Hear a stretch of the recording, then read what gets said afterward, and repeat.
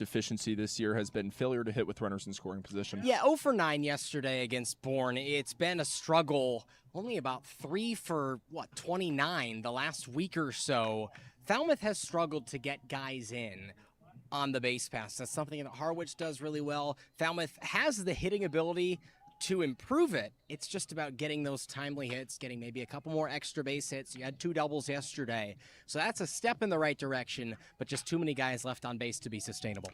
When you have something to prove, there's nothing greater than a challenge, and a challenge this season has been beating the Harwich Mariners. It's been pretty one-sided, Tim. It has been exactly that. Harwich has won 13-0 against Falmouth, their first trip to Gov Fuller Field. And the other trip that was in Harwich, it was 12-3. So when it comes to opponents that Falmouth has had no chance against, it's been Harwich all season long, and this time something needs to change offensively and pitching-wise for Falmouth. Last night against Orleans, the division rival Mariners flexed their offensive muscle, Andrew. Yeah, 2 home runs, a couple of stolen bases in there as well. 8 runs and a 3-run victory. Maybe Harwich's pitching not up to the task as they've usually been, but Harwich can hit like anybody else in the league, sometimes like nobody else in the league. So the 2 home runs, 1 off of the bat of Tyler Smolinski, who is probably the leading candidate for league MVP at his 5th home run.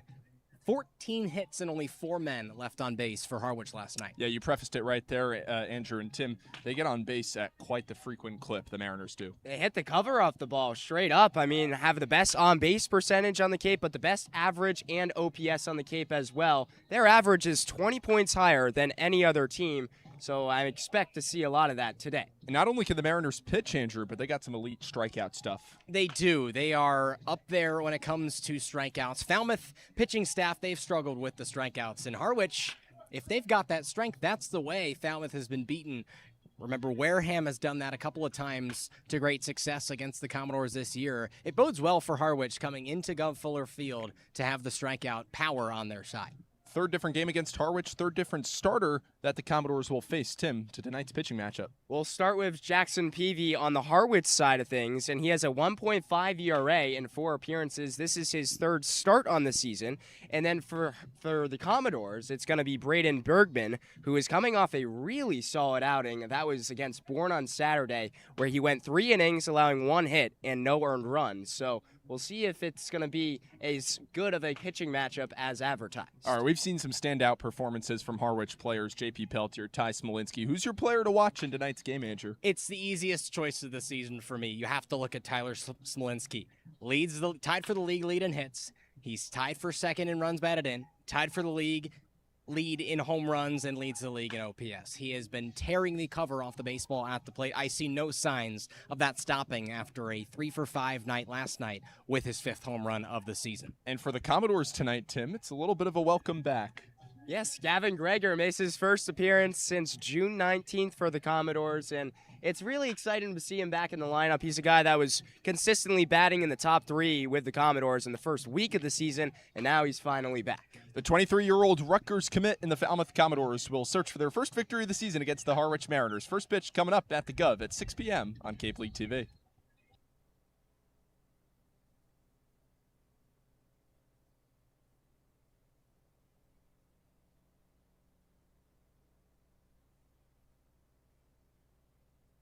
The Major League Baseball draft has come and gone, and when all is said and done, 16 former Falmouth Commodores have been drafted, 2 have been signed, and one that's on the top of everybody's radar, Tim, is a guy who went in the first round, 6th overall to the Kansas City Royals. That's Zion Rose. And Zion Rose is a stud. He had a phenomenal batting average with Louisville this past season, .417. Yes, that is a real number.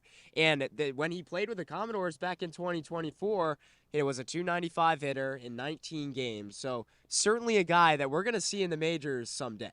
Sounds like the second-generation Tony Gwynn prototype with a .417 batting average, but we all know the importance of pitching, and a guy I'm looking at is Devin Sheeran, who was just drafted in the 4th round, 128th overall this weekend by the Philadelphia Phillies. He's got 58 strikeouts in 37 2/3 innings this year at Louisiana State University for what's consistently a top program. And another pitcher that pitched this summer for the Commodores getting drafted in the 7th round out of Stanford by the New York Mets. That was Aiden Keenan. Yeah, Doors fans will remember the Stanford right-hander Aiden Keenan as a hard-throwing guy, and he can throw it hard. At the draft combine at the end of June down in Arizona, he was the hardest-throwing right-hander out of anybody that was there. His fastball approaching the triple-digit mark, and he displayed that with Falmouth as well. Small sample size, just 5 innings, but 7 strikeouts in that time. Scouts like guys who throw hard. Aiden Keenan throws hard. Okay, only 48 hours removed from the 2026 MLB draft, but it's time for a little mock draft in the future. Who could you see from the Falmouth Commodores this summer, Tim, that could be eligible to go in a round? For me, it's got to be Braden Jeffries. He's a guy that's come in, and you knew he had a lot of potential. At Michigan, hit over 350, but he's come in with the doors and done even better than that. 2 hits in half of his games in 10 games so far as a Commodore. He's a guy that I expect to be on the board in the coming years. Now, we all love guys who can hit the tar off the baseball and win gold gloves, but pitching wins pennants, Andrew. Who could you see from the mound this year that could make an impact? I look at the stopper for Falmouth in the month of June, Jay-Sean Unger. Again, a limited sample size guy, but he showed an innate ability that's something that was really special that really only he was able to do so well as get out of jams. Whether he was put in a jam or he found himself in a jam, he worked his way out of it very consistently. He does it at Nebraska. He should be able to do it again for the Cornhuskers in his junior year. I expect to hear his name called in the MLB draft come 2027. Yeah, 2 separate bases loaded, 1 out or less jams that Unger got out of winning in his time here in Falmouth. That'll do it for the 2026 Major League Baseball draft recap. Alongside Andrew Hilsman and Timmy Weiss, I'm Farrell Hudson.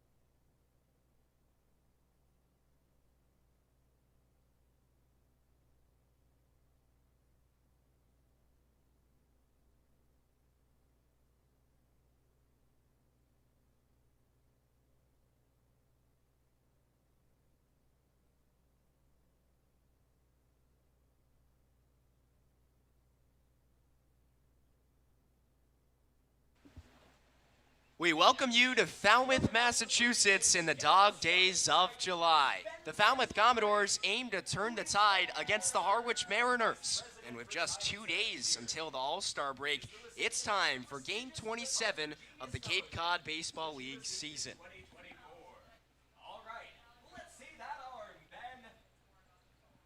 So here are the Commodores and the Harwich Mariners, and it's a good matchup, but one that has been dominated by Harwich this season in large part. Yeah, the Mariners crushing the Falmouth Commodores in the 2 games that they have played thus far this summer. You look at the first game these 2 teams played right here at Gulf Fuller Field. It was a 13-0 shutout. And the next time, Harwich hosted the Commodores, beat them by 9. And yesterday was a similar story where the result was not exactly what the Commodores wanted. As we welcome you into the broadcast booth, Timmy Weiss alongside Andrew Hilsman, and it was a tough one for the Doors yet again yesterday, Andrew. Yeah, no doubt. You got beat 8-1, and you were in the game. If you're Falmouth, you're in the game for quite a long while, and then a rough 7th inning allowed 5 runs, a couple of home runs to a team that previously was bottom of the barrel in home runs. The Bourne Braves hit 2 jacks yesterday, had 6 on the year, but Falmouth, the biggest trend, we talked about it in opening the door, 0 for 11 in scoring position situations. Has to be better if Falmouth wants to win a game today. 100%, and this really goes into a skid that the Commodores have been on. Runners in scoring position is one of them, and they are 9 for their last 49 with runners in scoring position over the last 5 games. But the Commodores also have not won a game since Saturday, so really trying to get back rolling today. And it would be a big statement against one of the best and hottest offenses on the Cape, and the Harwich Mariners, who lead the league in batting average. They lead the league in OPS, and they lead the league or they're close to the top in runs per game. So they are a very formidable order up and down the batting lineup. And with that, it's time to take a look at the Harwich lineup today, taking on your Falmouth Commodores. Nico Brini leads it off in right field. Nate Castellone bats second at shortstop. Tyler Smolinski, who is having a heck of a season at DH. Cade Curlin bats fourth at second base. Quentin Coates, the first baseman. J.P. Peltier batting sixth at third base. Sean James in the 7 hole is the catcher, and Paul Jones is the left fielder today batting eighth, and the last batter for the Harwich Mariners, Micah Kirikoff, in center field. And now we take a look at your Falmouth Commodores pitcher today, and it's the right-hander, Braden Bergman. Bergman has been nothing short of stellar. His most recent appearance was in Falmouth's last victory against the Bourne Braves. 3 innings that day, 1 hit, no runs, no walks, and 4 strikeouts. He filled up the zone too. 36 pitches, 25 strikes. He was nothing short of shoving that day, his last time out, and we'll look to deliver a similar experience, albeit this time on the starting bump. Bergman has a 2.53 ERA on the season in over 10 innings, has had a great season with the Doors, and trying to guide them out of the skid that the team is in. There's just 2 days remaining until the All-Star break. Today it's Harwich, and then Falmouth takes on a West Division opponent in Cotuit tomorrow. But you look at the standings, and it's getting a lot tighter in the West Division. Falmouth is now 4 points ahead of last place Wareham, who has won 3 games in a row. Yeah, Wareham has been one of the most exciting sort of developments in the month of July. They had a tough start to 2026, 5-15 in their first 20 games, and have had a marvelous turnaround since. So the first batter of the game, Nico Brini, hitting .333. First pitch is outside, and it's ball 1 to Brini as we get underway in game 27 of the Cape Cod Baseball League season. A little bit early today as well, 5:59, a minute ahead of schedule. The 1-0 is flied high in the air. A couple of players are over. Jeffries comes to the pitcher's mound, and he makes the play, and there's 1 down in the top of the first. I think defensive communication has really become a point of emphasis for the Falmouth Commodores defense. And it's worked in the last couple of games. They've been better. No errors yesterday for Falmouth. Nate Castellone comes up to the plate, and if you remember just a couple of days ago against Wareham, there was a play pop out over in that left area, right around Jeffries and Konis at shortstop, your exact defensive alignment today. And the two collided. It ended up scoring 2 runs, which were the only runs that Wareham had against Falmouth on Monday. It's in there for strike 1 on Castellone. And I feel like you have seen a lot more players calling balls since that moment. The communication across the board has just been better.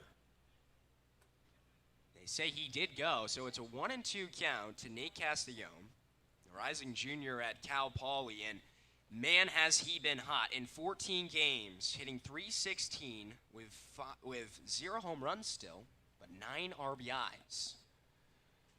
1-2 is foul down the right field side.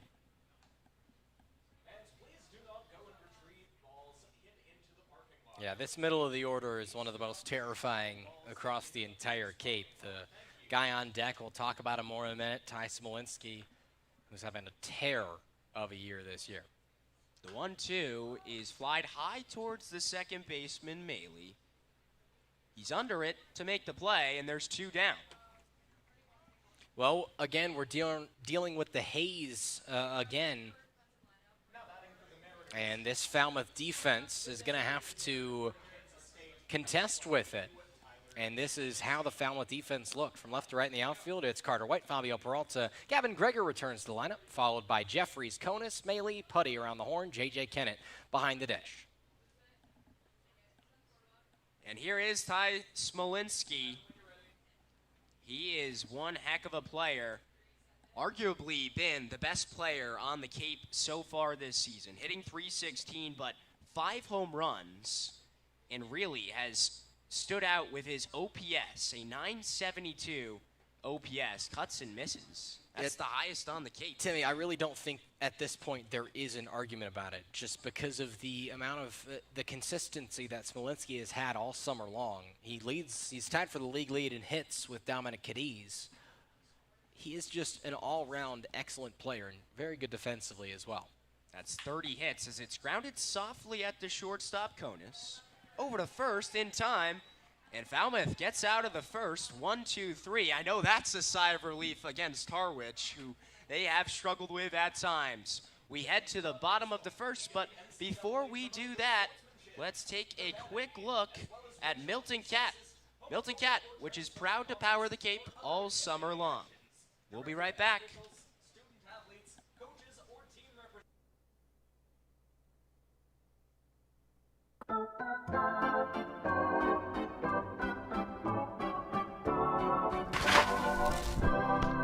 You'll always be safe at home with the Diana Lucevero Group at Compass Real Estate.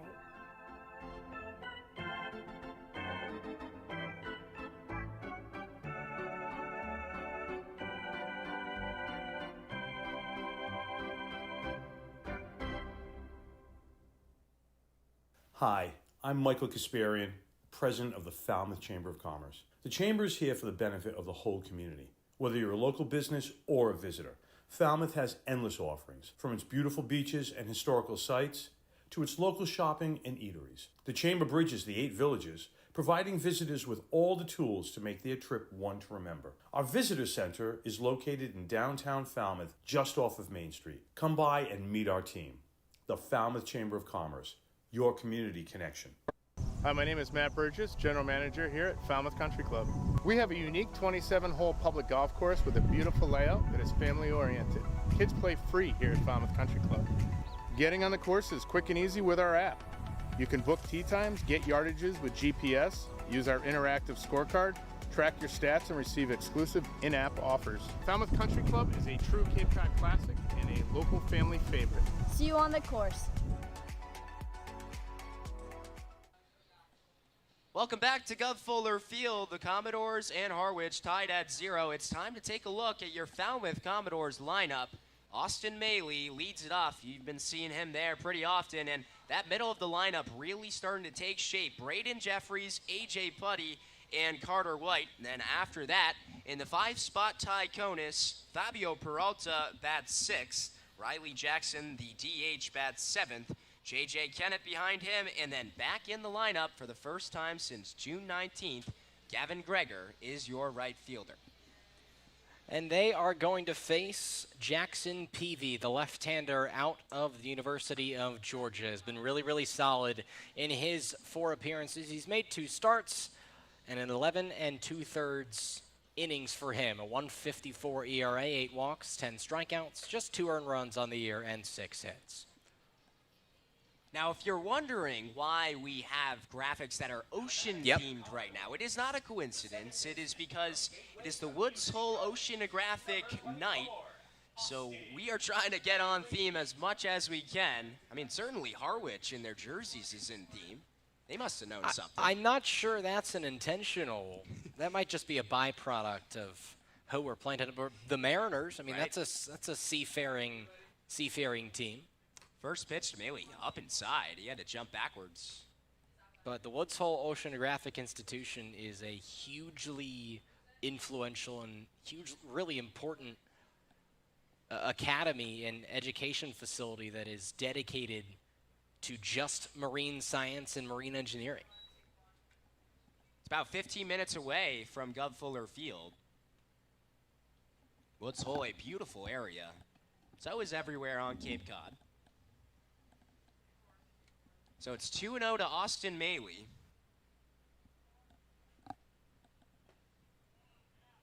Pitch is inside, and it's 3-0 to Maley.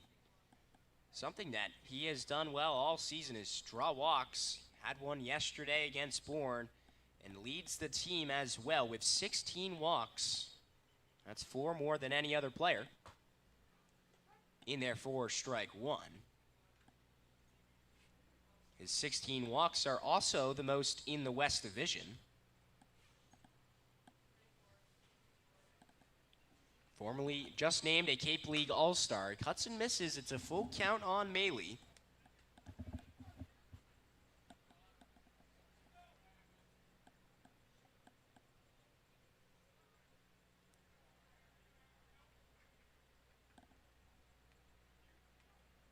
The 3-2 is lined up the middle, but right at the second baseman, Kurland. Over to first in time, and there's one down. Well, a good job by Peavy to work his way back into the at-bat and let his defense work behind him. And the Harwich defense looks like this. Paul Jones, Micah Kirikoff, and Nico Breen, the outfielders. J.P. Peltier at third, Nate Castellone at short, Cade Kurland at second, Quentin Coates, the first baseman, and Sean James behind the plate. First pitch coming up to Braden Jeffries with one down in the bottom of the first. And it's outside. Jeffries on the season in 12 games, hitting .327. But he's a guy that has started to pour on the extra base hits with Falmouth. 3 doubles on the season. Flies it away for strike 1.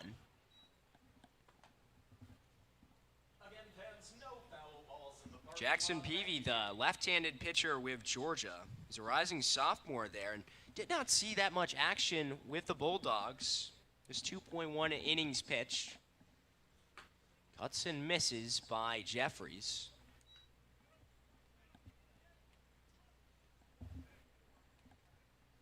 So Falmouth against left-handers. You look at the batting average right down the middle, .224 batting average. 86 strikeouts against lefties, though. That is second highest on the Cape, only behind Chatham. Falmouth with the most strikeouts on Cape Cod this season. 19 more than any other team. The 2-2 to Jeffries. It's way outside, and he swings. 2 down in the bottom of the first, 0-0.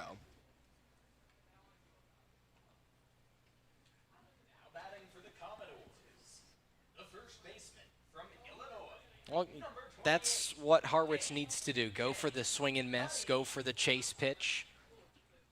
Because Falmouth, again, like we mentioned, has the strikeout problems. They are known to chase. And Harwich can exploit that. First pitch to A.J. Putty in the dirt. Putty, who has become a very known player in this lineup over the last week and a half. Rising sophomore at Illinois. So far with the Doors, hitting .261. Still looking for that first bomb, though. He's a guy that certainly has the power. 9 home runs on the season with Illinois.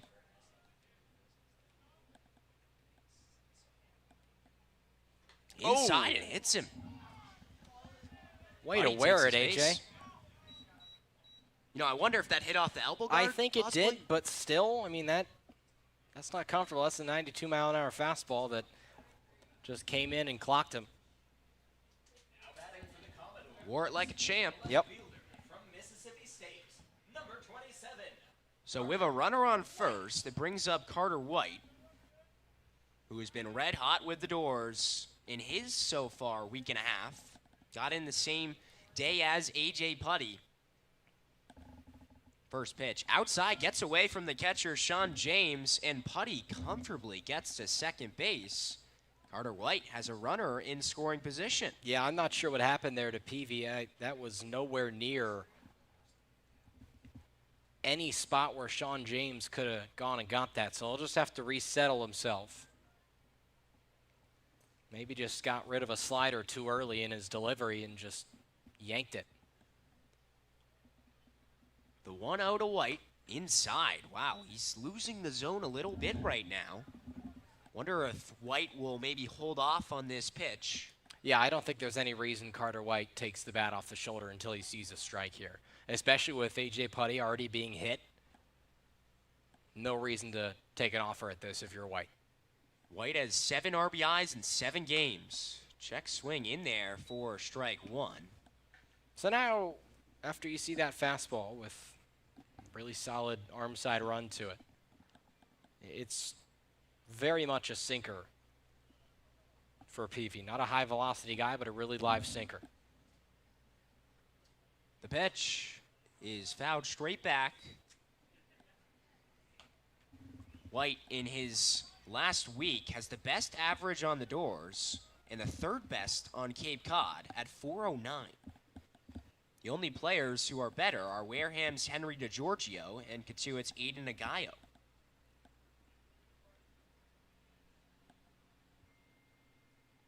The 2-2 is cut on and missed. That will do it for the first inning from Gov Fuller Field. We head to the second with Falmouth stranding a runner in scoring position. 0-0 on Cape League TV. Hi, I'm Jim Murray, owner of Falmouth's historic Clam Shack, now Jim's Clam Shack. Located on scenic Falmouth Harbor, Jim's Clam Shack is a destination for the best seafood and sunsets on the Cape. We're open 7 days a week, so stop by for lunch or join us for dinner on the rooftop deck. Bring the entire family to try our wide selection of seafood and kid-friendly option. We deliver the freshest products to your plates daily. Jim's Clam Shack, proud supporter of the Falmouth Commodores. Are you looking for that perfect pregame meal? Supreme Pizza has you covered. Its extensive menu has everything from pies and calzones to salads and subs. And with its online ordering system, delicious food is just one click away. It's an honor to support the Cape Cod Baseball League. Supreme Pizza is open every day of the week. Order online or stop by their store located at 147 T-Ticket Highway and try a slice today. We got a no-run ball game as we enter the second inning, and it is time to take a look at the game day weather. It is 78 degrees right now and feels like 77. Yep. Now, normally we take Usually a look we have at wind. the wind. That's right. But because this Canadian fires have gotten all the way to the Cape somehow, we're taking a look at the air quality today. And it's not great, Timmy. It's not great. It's not the The best. AQI scale, which I'm actually going to read about just for fun, I think it's on a scale of 0 to 500. And Right. when you get above the, when you get above the 100 level, you start to have, let's say if you have some asthma, then that's probably not great news for you. But we'll get more into weather later. For Harwich, it has to be getting aggressive on the base pass. They steal the most bags on the Cape, and hunting the swing and miss defensively is what Jackson Peavy has done to this point. Peavy with 2 strikeouts. Bergman's first pitch to Cade Kurland. He has no strikeouts yet today, but 3 up, 3 down in the top of the first. If you're talking about the air quality, it's not nearly as bad here as it is some other places in the United States. 0-1 is chopped foul. Well, the funny thing is we were looking at our weather app before the game. Yeah, this was crazy. And there must have been some sort of glitch Some bug, because yeah. it said it was over 400, which is was hazardous severe, to be hazardous, outside, I right. believe. Thankfully, that's not the case. Yeah. Or otherwise, we and the rest of the teammates out there would be in trouble, as it's grounded up the middle to Konis. Has to get it over quick. He does, and there's 1 down in the top of the second. That is smooth from Ty Konis. Back at shortstop today. After a couple of days off, Drew Turpin's played a couple of games at short. Konis hasn't seen the shortstop start all the way dating back to July 9th. So it's been 7 days for him since starting at shortstop, and he's looked really good. 2 solid plays. Make him look routine. That one, anything but. Brings up Quentin Coates, an all-star for the Harwich Mariners. First pitch Catches the outside part of the plate for strike one. Coates this season hitting .274 with 4 RBIs.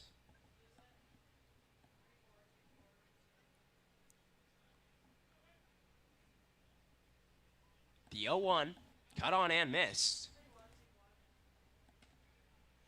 Well, Bergman is attacked down and away with the same pitch both times. A sweeper that just goes down. More of a slider, actually, for Bergman that just goes down and away. The 0-2 is high. And going back to Konis, he's a guy that you saw at shortstop pretty much the whole beginning of the season. But then Ryder Woodson came in, and he played shortstop for a good number of games. Now Ryder Woodson off of the roster. Drew Turpins has been welcomed, though. Cut on and miss. Bergman with his first strikeout of the day. It's at the hands of Quentin Coates. That time goes back to, I can't tell if it's a slider or a cutter or what, but something that just picks the bottom of the zone, and Coates has no choice but to offer at it. And it's a perfect pitch, just totally misses the barrel.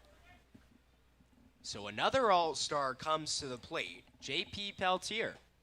First pitch is low and outside. So that's Bergman's curveball right there. Peltier, a rising senior at Kentucky, hitting .195 this season with 12 RBIs, 2 home runs as well, inside a looping curveball, and it's 2-0.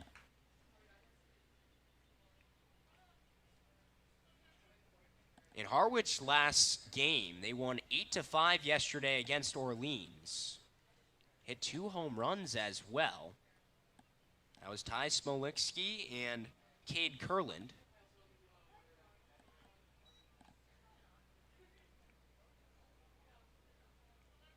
With Harwich just up and down the order, you've got 9 guys that can do damage at the plate. Maybe not in the power department, but if anybody can work their way on, it's Harwich. It's blooped into right field, and that's exactly what Peltier just did. Any way to get a single, and he does it in that little space of grass in right field for the first hit of the game. Not much that Bergman can do about that. He executed his pitch well, low and inside. A fastball that was a total jam shot.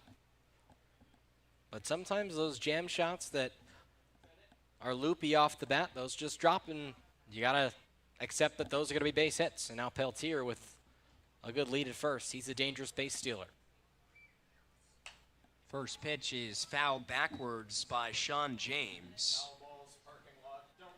James, a rising junior at Mississippi State, hitting .190 with 2 RBIs, no home runs. But Peltier on first base, a true threat out there. It's a throwback from Braden Bergman.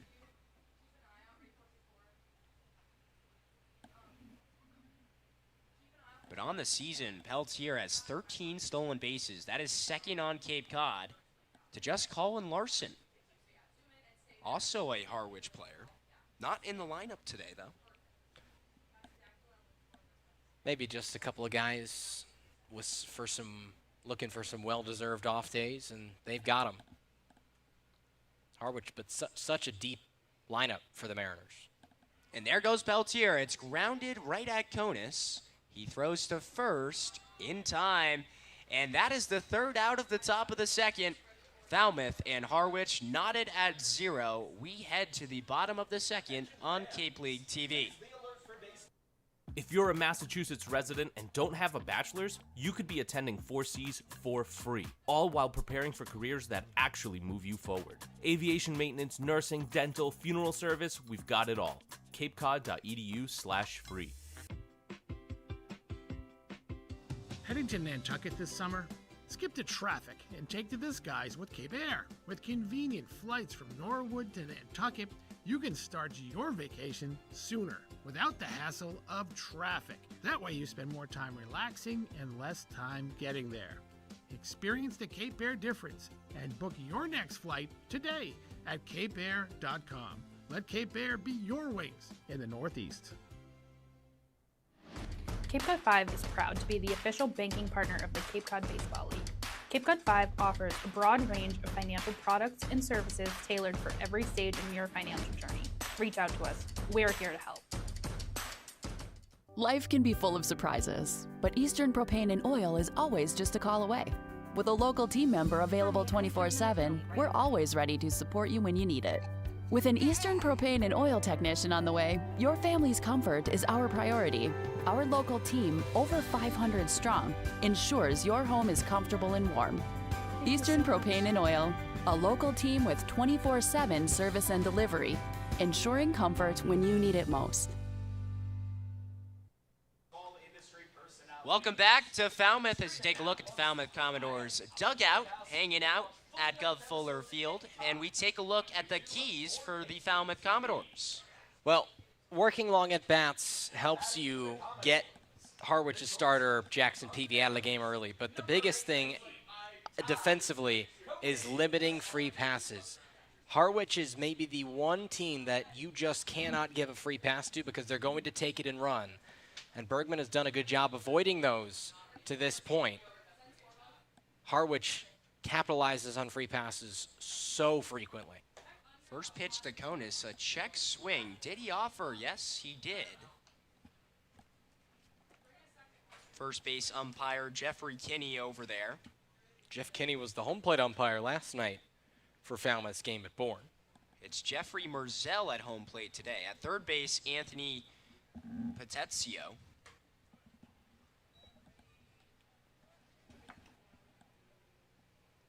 So 1-1 to Ty Konis, Cape League All-Star with Falmouth.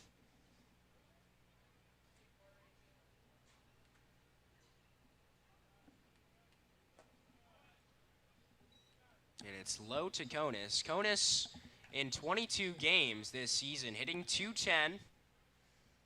Has 2 bombs as well. One of 3 players on the Commodores to do that this season. The others, Slanker and Jimmy Nugent, who's no longer on the roster. It's grounded very softly at the third baseman Peltier onto first just in time. Konis couldn't quite beat it out, and there's one down in the bottom of the second.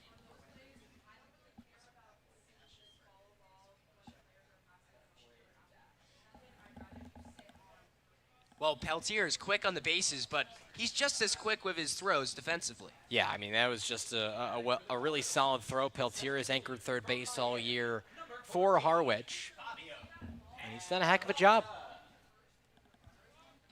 Another guy who's a speed demon steps up to the plate. That's Fabio Peralta. First pitch, he goes for the bunt, and it's fouled backwards.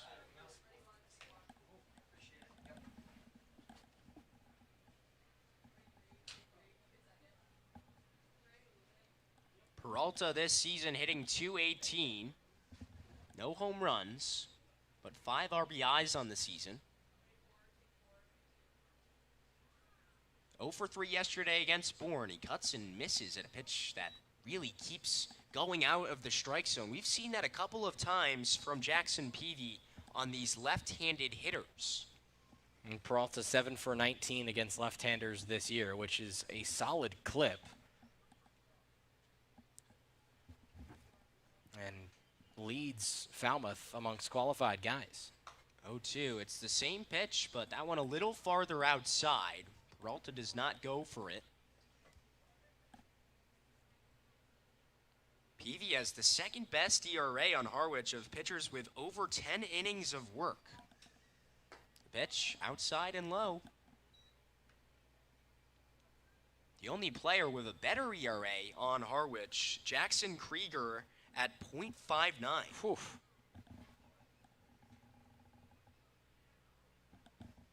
The 2-2, and Peralta stays alive. I always think that what differentiates the Cape from any other summer league, other than the atmosphere at these games, which is always fantastic, it's just the level of pitching that you see night in, night out. Is it amplified by the wood bats? Maybe a little bit, but it's just star after star on the mound. 2-2 is lined out into left field right at Jones, who catches it, and there's 2 down. Well, that was a good swing from Peralta. Just an atom ball at that point. And not much you can do about that. Peralta puts a good swing on it. Doesn't work his way aboard. If that's in the gap, that's a double easily. But he can go back to the dugout knowing that, hey, I made a good swing there. And that's something that Peralta actually said earlier to me today. There's a couple times that he felt yesterday against Bourne. He had some good swings. They just didn't quite work out. First pitch to Riley Jackson is low. The other one who said that was Drew Turpins of the Commodores. Said he felt like he, and Carter White actually, said he felt like he put up some good swings the other day against Bourne. Sometimes it just doesn't work. 1-0 is lined just foul by Jackson. And that another good swing just out in front. That was ripped too. Jackson was hitting the ball. It looked really smooth for him in batting practice today. Just hitting it to all fields. The ball was coming off the bat pretty hard. And just a lot of control. 5 through 7 in the lineup for the Commodores. All All-Stars, capped off by Jackson. It's high and over the catcher's head in Sean James. 2-1.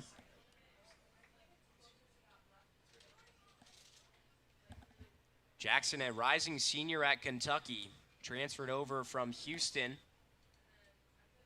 where he hit .269 with 9 home runs. Looking for the first on his Cape season as the bat goes flying into the net over the Harwich dugout. Whoa. Wow. I think you might need some more pine tar. That's the first time I've seen that. Thank goodness for those nets. Yeesh. That is why they are there. Wow. In balls. But, I mean, wow, that flew out of his hand. Oof. The bat seems to be Get some extra okay, spray tar there. Yeah, the bat's grabbing it fine. back. Getting some spray tar on his batting gloves. As you would think if it lands on the top of that dugout, maybe it gets chipped or something. Nah, I think it's all good. The net took a lot of speed off of it. I was at a Cubs game a couple of years ago, Cubs-Phillies. Same thing happened, but the bat got wedged in the net and got stuck up there. It was really a bizarre sighting. Must have been a hassle for the Cubs work crew to get that one out. 2-2, it's cut on and missed by Jackson. Falmouth goes down 1-2-3 in the bottom of the second. It's 0-0, Harwich and Falmouth. We head to the third on Cape League TV. If you can dream it, if you can cruise in it, if you can summer in it, fish from it, or take it for a day at the beach, we can protect it. The Baldwin Group. Protecting the possible. Try it, then buy it. Rent a new cat for up to 90 days. Then apply 100% of the rental cost to the purchase and save. The Milton Cat Rent to Purchase offer. Try it, then buy it. Go to miltoncat.com/RPO. At Cape Cod Healthcare, we're committed to excellence and compassion in everything we do, like helping people maintain their active lifestyles. Our innovative orthopedic program combines advanced techniques and leading-edge technology with highly specialized teams, including our nationally recognized Center of Excellence for Joint Replacement. Our focus is getting you back to doing the things you love, in the place you love. The Center of Excellence and the quality of care that we can deliver makes all the difference to the patients. They understand that they can get the best care right here on Cape Cod. Reader's Hardwood Supply is a candy store for wood, whether you're a professional or an amateur. Reader's Hardwood Supply carries over 70 species of both domestic and imported lumber from around the world, displayed in over 300 self-serve bins for your selection. So for your next project, make it your masterpiece with stock from Reader's Hardwood Supply. The woods of the world are here at Reader's Hardwood Supply. Welcome back to Gov Fuller Field. It's a 0-0 ball game between Falmouth and Harwich. Timmy Weiss alongside Andrew Hillsman. And a reminder that this broadcast is a copyrighted production of the Cape Cod Baseball League.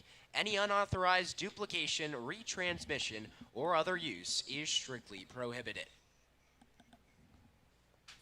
A low-scoring ball game so far between these two teams, and that's not something you could say about the Harwich Falmouth games that we've seen earlier this season. Harwich scored 13 the first time these two teams played, and 12 the second time they played. It's totals just completely flipped the script. Stark contrast between the first two games, like you said.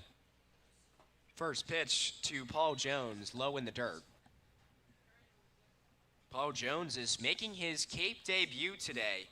He's a rising junior at Maryland, played with Ty Konis this past season, and he was a stud there with the Terps. Hit .323, a near 1,000 OPS. That one is hit hard down the right field line, but drifting foul into the stands. 1-1 count to Jones. And the last time these two teams played, when Harwich won 12-3 at White House Field, Harwich scored 11 runs in the first 3 innings. That one low and pops all the way upwards towards us.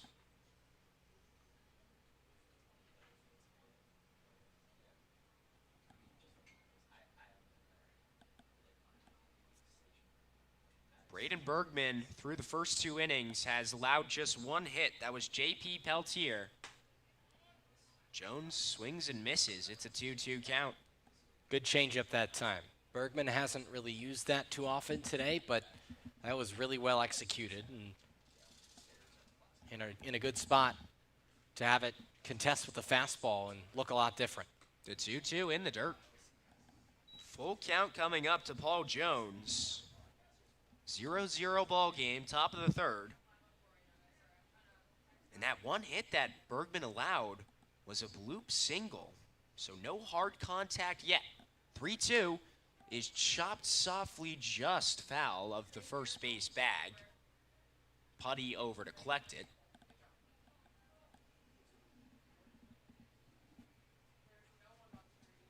Bergman started the game retiring his first 5 batters.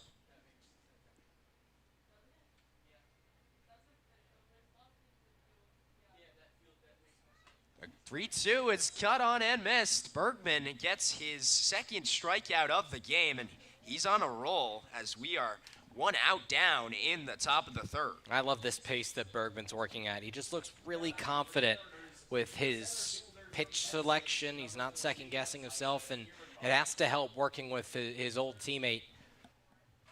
I talked to Bergman after the Bourne win, in which he was awarded the win in that game. He said that JJ's one of the best teammates he's ever had. And caught by the shortstop, Konis. Barely had to jump up for that one. Micah Kirikoff loses it and gets out. But with Bergman and Kennett, Bergman just has to be, it has to be so fun to come out here and catch with pitch to one of your buddies from school. Now, obviously, Bergman's not going to be there next year. He's currently in the portal, but these guys know each other really well on the field and off the field as well. Nico Brini comes up from the left side, goes for the bunt, and it stays fair, and that was really excellent by Nico Brini. He reaches his base with 2 down. Not much you can do against that. It's a good decision, and now Brini, who's 1 for 1 on stolen bases this year, might try to force some action. Mentioned that was something that Harwich needs to do. They do it better than anybody else on the Cape. 86 on the season for Harwich. That's 22 more than any other team. Brewster is 2nd. It's 39 more than the next best team in 3rd. Chatham and Bourne both tied with 47. But just the amount that these guys like to run the bases and put pressure on other teams is really insane. First pitch as Brini takes off the throw down from Kennett, and it's in time. J.J. Kennett guns him down at 2nd. We head to the bottom of the 3rd. Falmouth in good position. 0-0 on Cape League TV.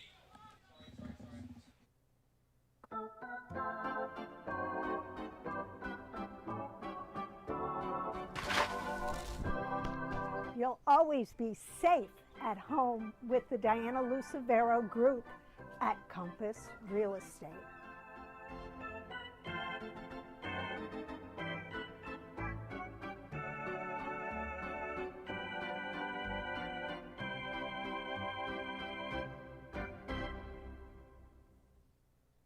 Hi, I'm Michael Kasparian, President of the Falmouth Chamber of Commerce. The Chamber is here for the benefit of the whole community. Whether you're a local business or a visitor, Falmouth has endless offerings, from its beautiful beaches and historical sites to its local shopping and eateries. The Chamber bridges the 8 villages, providing visitors with all the tools to make their trip one to remember. Our visitor center is located in downtown Falmouth, just off of Main Street. Come by and meet our team.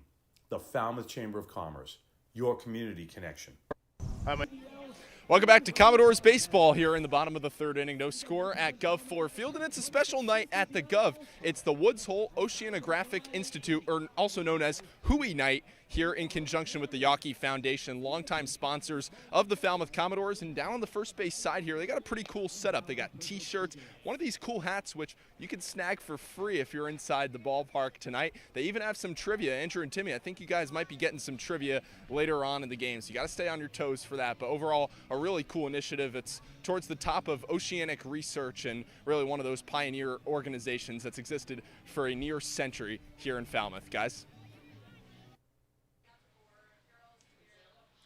Thank you so much, Farrah. I'm certainly excited for some trivia later. I know you are as I well, can't wait. I'm a big trivia guy. I don't know how well my oceanic knowledge translates to trivia, but I don't know how much they teach that in Indiana, right? It's not really there's around not a lot much of oceans water. around us. Yeah, There's no marine biology major there at IU. Right. That's for sure.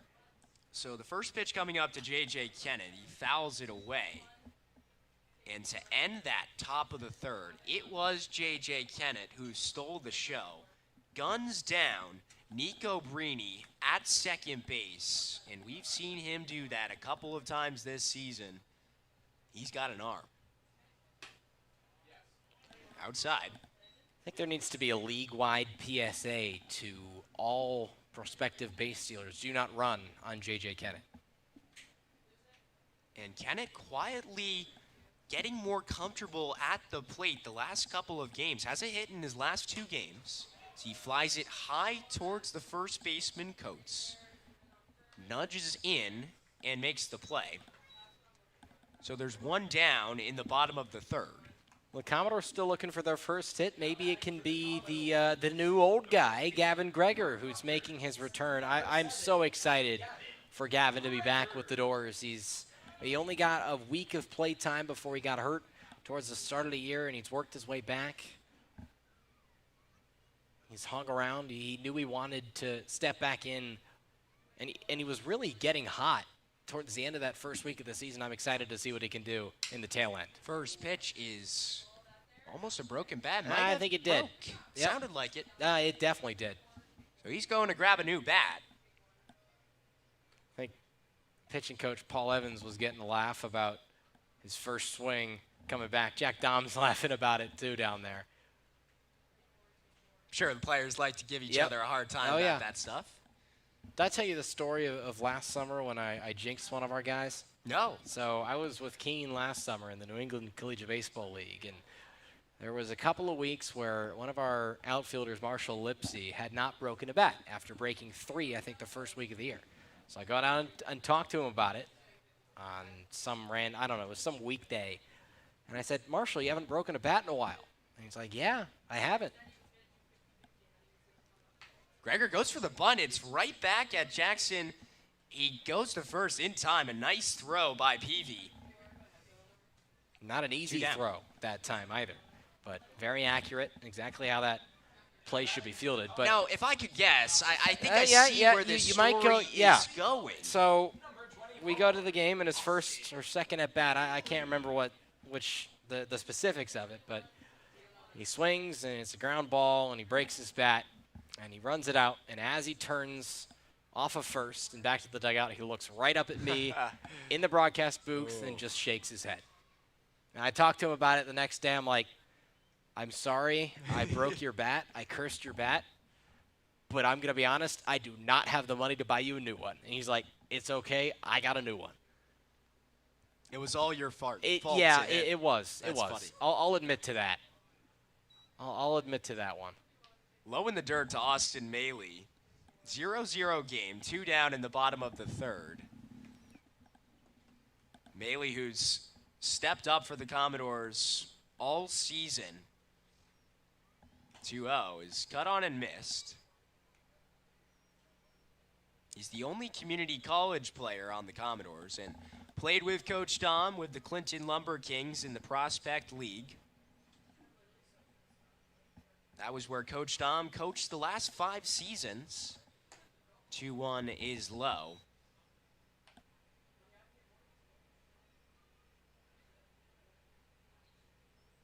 But Maley, a guy who's gotten on base a whole lot this season, a .411 on-base percentage. With the Lumber Kings last summer, he had .441 on-base percentage. High, and there's his base. The 17th walk of the season for Austin Maley extends his team lead in walks. Here's the thing, though. This is the second base runner Falmouth has had on the day. Both now have come with 2 outs in the inning. Talked about it before the game, talked about it a couple of weeks this season. Falmouth has to get innings going a little earlier to really have and find consistent success. Trying to put offensive struggles behind them the last couple days in there for strike 1 on Jeffries, but the Commodores had just 1 run yesterday against Bourne, and on Tuesday were shut out for the first time this season, or the second time this season, rather. The first time was against Harwich at the Gov Fuller Field, outside to Jeffries. But then you go back to Monday, the Doors had 2 runs, so it's just 3 runs in 3 days for this team. 1-1 is flied out into right field. Brini comes in, catches it, and that is the 3rd out of the bottom of the 3rd. 0-0 Harwich Falmouth. The offensive still looking for a spark on Cape League TV.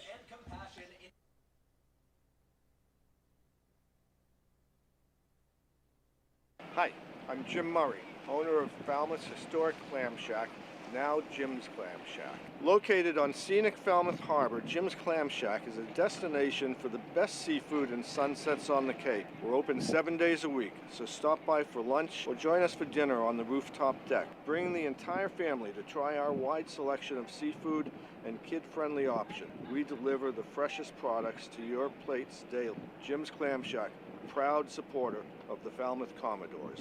Are you looking for that perfect pregame meal? Supreme Pizza has you covered. Its extensive menu has everything from pies and calzones to salads and subs. And with its online ordering system, delicious food is just 1 click away. It's an honor to support the Cape Cod Baseball League. Supreme Pizza is open every day of the week. Order online or stop by their store, located at 147 T-Ticket Highway, and try a slice today. It is 0-0 as we head to the 4th inning at Gov Fuller Field. Timmy Weiss and Andrew Hillsman, our sideline reporter Farrell Hudson, was just with us, and he mentioned the ocean talk today, and with Woods Hole and celebrating this night. But let's take a look at the trivia. We're going to talk some trivia today. So here it is, Doors Trivia, the first one of the day. We got many to go.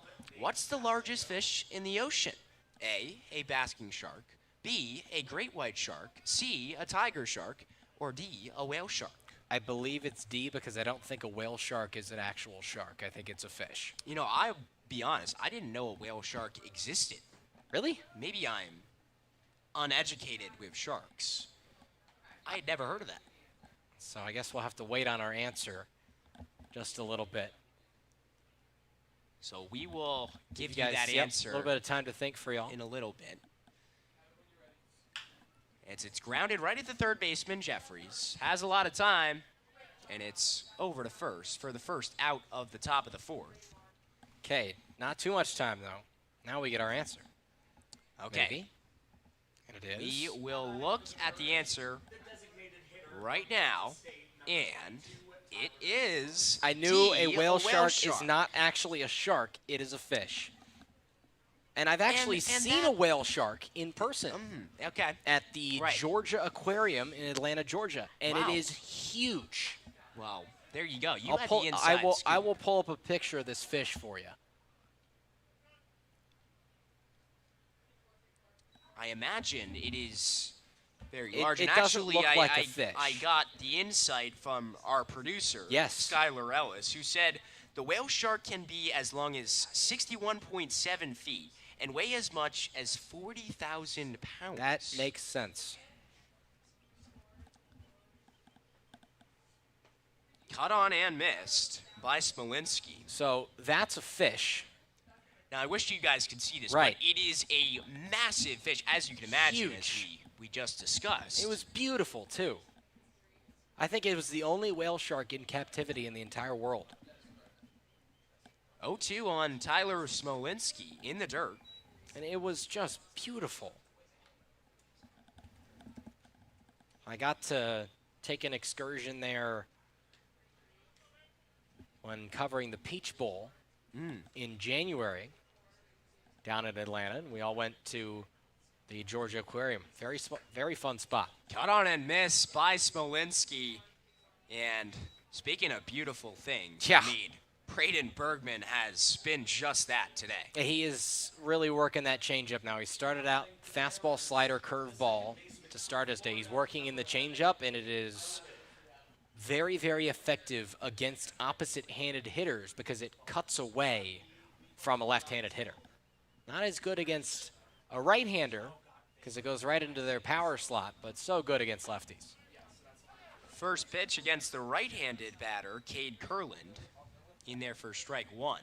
And J.J. Kennett, for my vote, maybe one of the best defensive catchers on the Cape. Has a killer arm and just stole a strike there, I think, for Braden Bergman.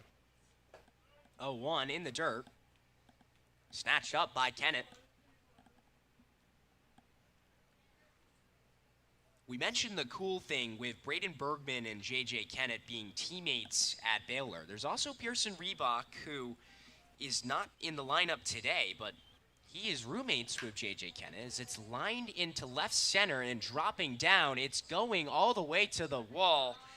Kurland is around to second base with a stand-up double and 2 down in the top of the 4th. Well, again, the positive part of this is that there is 2 outs.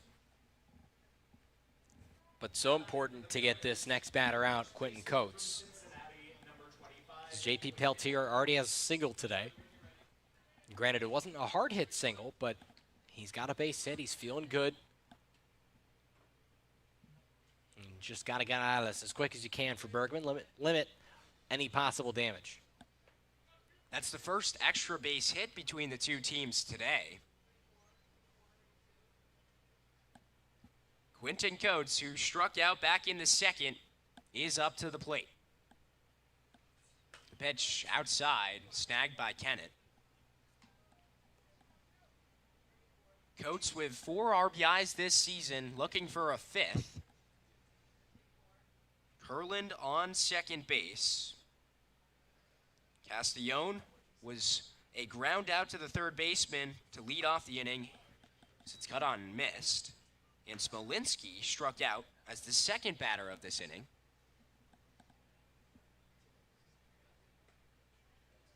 But you truly don't know how long Bergman could have pitching to J.J. Kennett as he is in the portal. Any one of these starts could be his last one with him. It's a throw back to second by Kennett. And it was a good one, but still didn't have a chance at getting Kurland. I'd like to correct myself. Sharks are fish, but the biggest fish is the whale shark.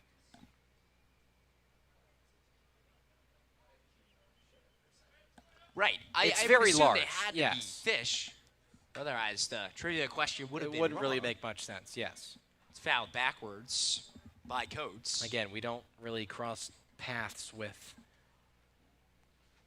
the marine biologists too much. That's not our field. Nor do I remember a ton from my middle school science classes. They certainly know a lot more than us. Maybe I'm due for another visit to an aquarium. It's just tipped by Coates. Stays alive at a 1-2 count. One of the biggest moments so far in this game where the offenses haven't gotten much going. Falmouth did get a runner to second back in the first, but this is the first runner at second base since then.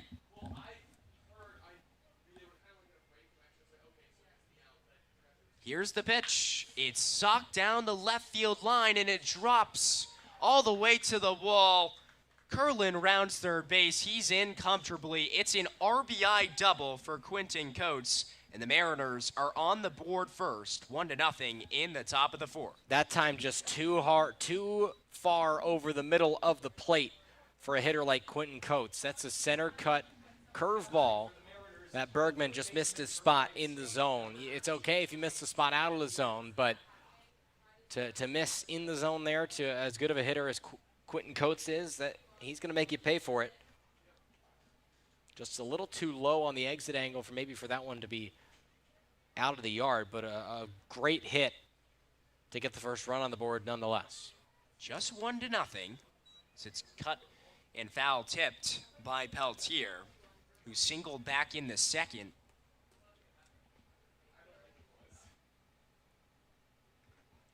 Harwich had 2 hits going into this inning, and back-to-back doubles has them up 1-0. Both 2-out hits. The 0-1. Check swing. Did he offer? Yes, he did. 0-2 to Peltier.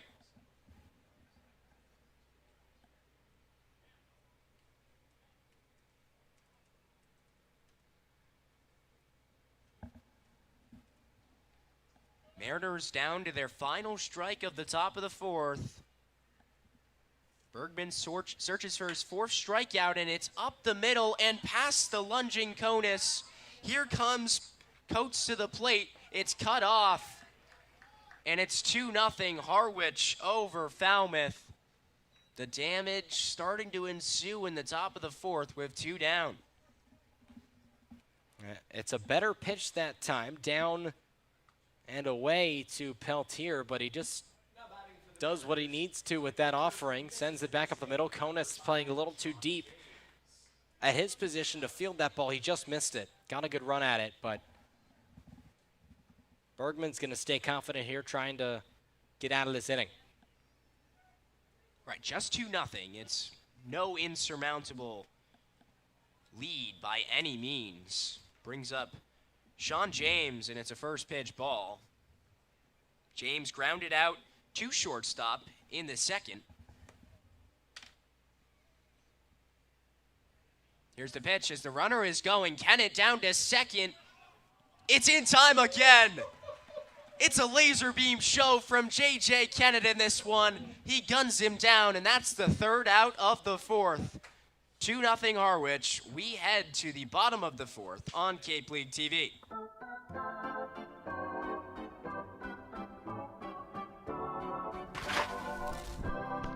You'll always be safe at home with the Diana Lucevero Group at Compass Real Estate.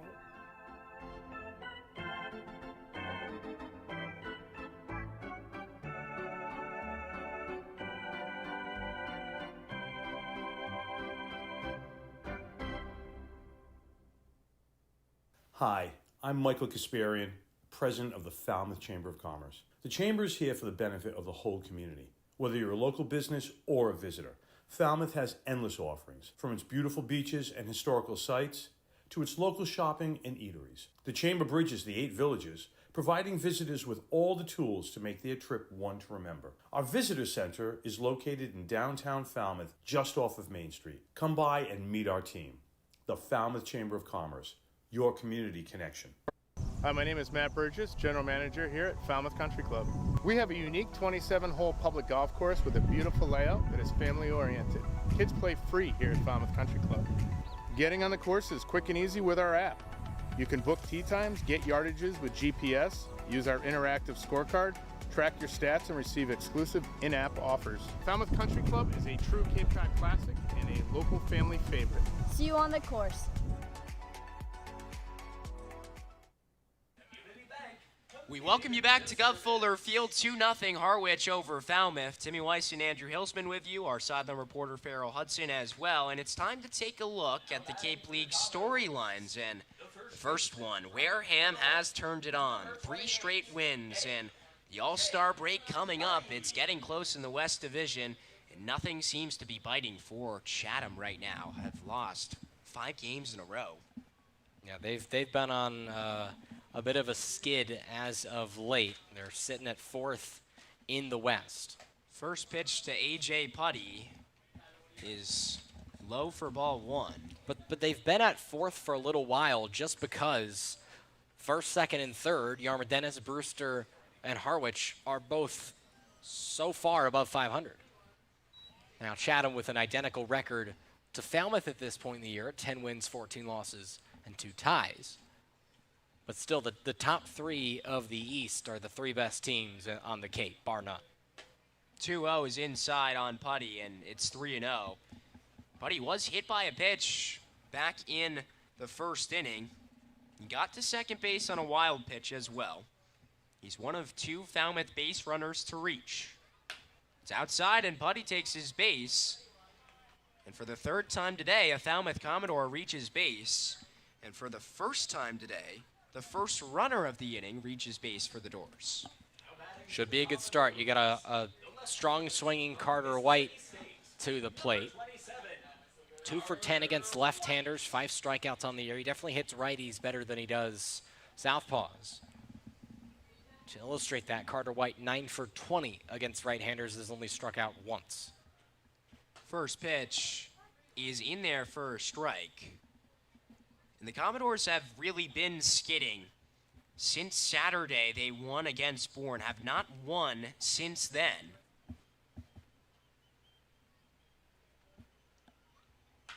It's flied and going foul. Both players are over, and it's caught by the catcher, James, and the basket catch right under his hands.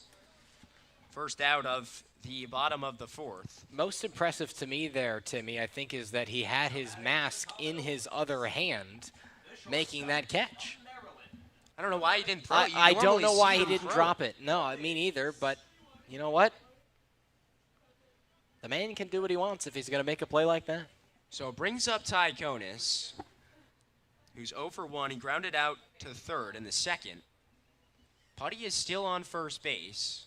First pitch in there for strike 1. But with the Commodores being on a skid, we noticed pregame that head coach Jack Dahm was speaking to his entire team and some of the coaches as well, down in the bleachers by the right field area.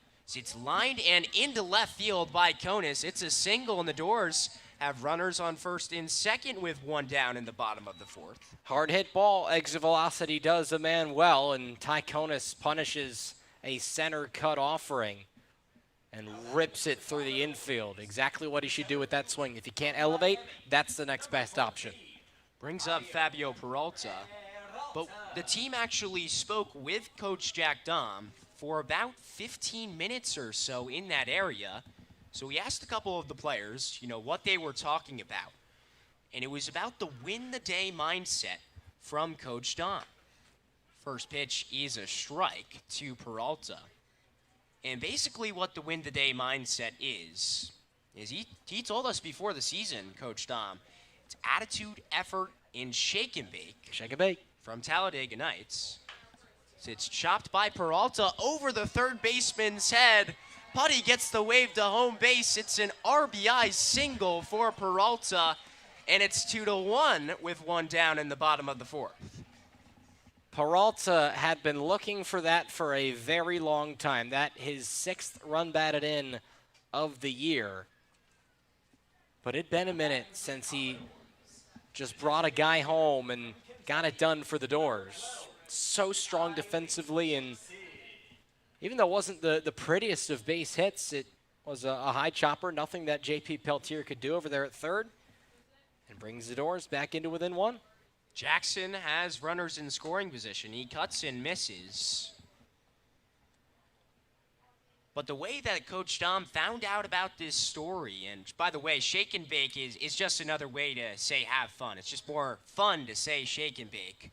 But he found it out from a 14-year-old kid who was diagnosed with cancer. So it's inside and catches a corner on Jackson, 0-2. But when Coach found out about the story, it was a family friend of his. It changed the way he viewed sports and baseball. And it's a message he's been trying to share. It's grounded just foul by Jackson. It goes along with the attitude controls your effort. And when you have a good attitude and put in effort, you're bound to have some fun. But at the same time, it's that similarity to thinking about things you have to do versus things you get to do. And baseball is something that these guys get to do. 0-2 to Jackson. The pitch is grounded and into the hole. Here comes Konis rounding third, and he is in to score. It's back-to-back singles for the Doors, and we have a tie game, 2-2 in the bottom of the fourth. And that is exactly what we're looking for. Jackson, again, not trying to do too much. Riley has had a really solid season at the plate. That RBI number 7 on his summer. And now Peavy is just starting to leave things over the middle of the plate a little too frequently.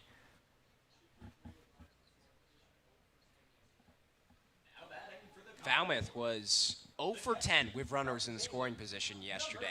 Already 2 for 3 today. Big improvement. Brings up J.J. Kennett, who's already gunned down 2 runners in the field today. He's 0 for 1 at the plate. Unbelievable. I mean, just his arm and how quickly he gets the ball out. His footwork is immaculate behind the plate. Pitch is inside from Peavy. And he's not the biggest guy either. He's not a really big catcher, say, like the likes of Jimmy Nugent. But the defensive ability is top end. And here comes Fabio Peralta to third base. The throw down. It is in time. He's out.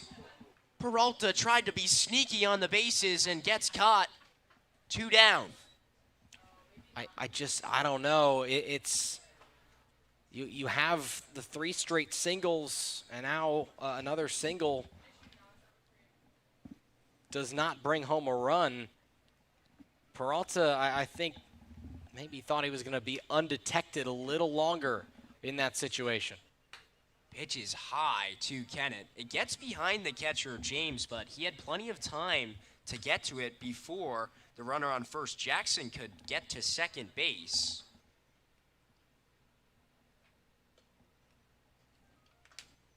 But going back to that story, the way that the kid found out about that message is because his dad would write it on a whiteboard while coaching him growing up. It's outside to Kennett. And when the kid did get cancer, it changed from a message in athletics when he was a baseball player to something that he would do every single day before he passed away. It's high, and Kennett takes his base. Falmouth has runners on first and second again with 2 down. It just seems like Peavy is starting to lose his control a little bit. Harwich starting to show some movement back there in their bullpen.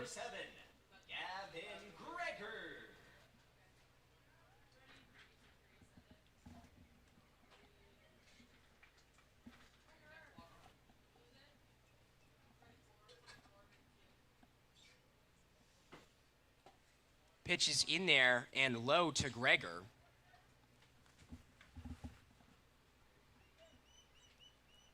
One 1-0 to Gavin Gregor, who has been out for a long time since June 19th. He's in a big spot with 2 down.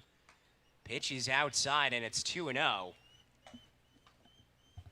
5 for 23 before he left the Doors for a couple of weeks. 1 run batted in. Be a big time for a good swing here. It's fouled back by Gregor. And, you know, I just had a crazy realization, Andrew. What's that? The kid's favorite number was 22. The score of the game right now, 2-2. 2-2. There's 2 outs. Yep. And if you look at the center field shot, Riley Jackson has a 2. The shortstop, Castellone, has a 2. And the pitcher has a 2 as well. That's amazing. Yeah, that is. Maybe Gregor can bring this home. Looks like Falmouth has somebody warming up in the bullpen as well. Huge spot for Gregor. It's inside and ends up hitting him. they're actually ruling this a foul No ball, I think. way. Gregor doesn't think so. He thinks it hit him. No but way. The home Yeah, plate you got umpire to. You have to. in Jeffrey Merzel. And this is the right call. You're going to come talk to your crew, but Gavin Gregor is adamant that it hit him in the wrist, and I think he's right. There is no way. That did not sound like it hit the bat. That did not sound like it hit anything else except for a protective wrist guard.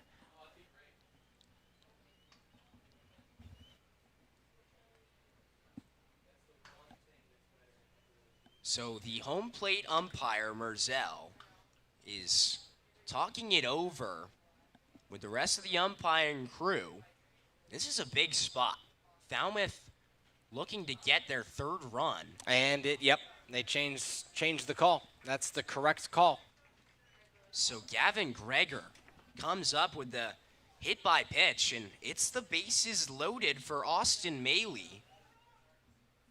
Batting for the Commodores, the second baseman from Gateway Community College, number 24, Austin Maley.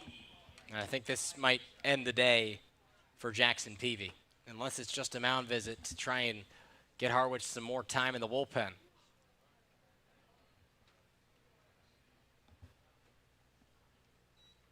That's the fastest I've seen a manager walk out to the mound in a while. It seems like that is not going to be the end yet. of the day for Jackson Peavy. But it's a very tough spot with the bases loaded, and Austin Maley, who has been the best hitter for the Commodores if you're going on the season, highest average of any player that qualifies on the Commodores. Second on the team in RBIs with 10. This is his moment in a 2-2 game in the bottom of the fourth. Peavy deals. It's high for ball one.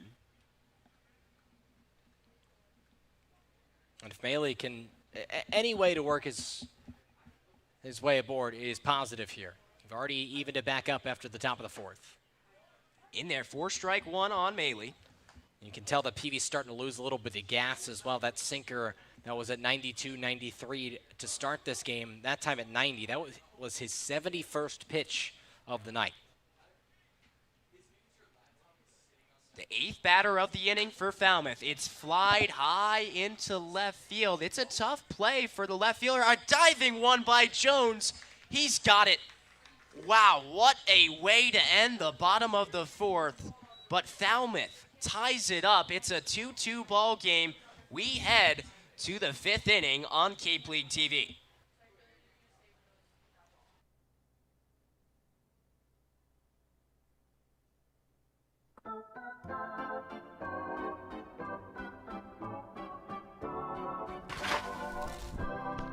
You'll always be safe at home with the Diana Lucevero Group at Compass Real Estate.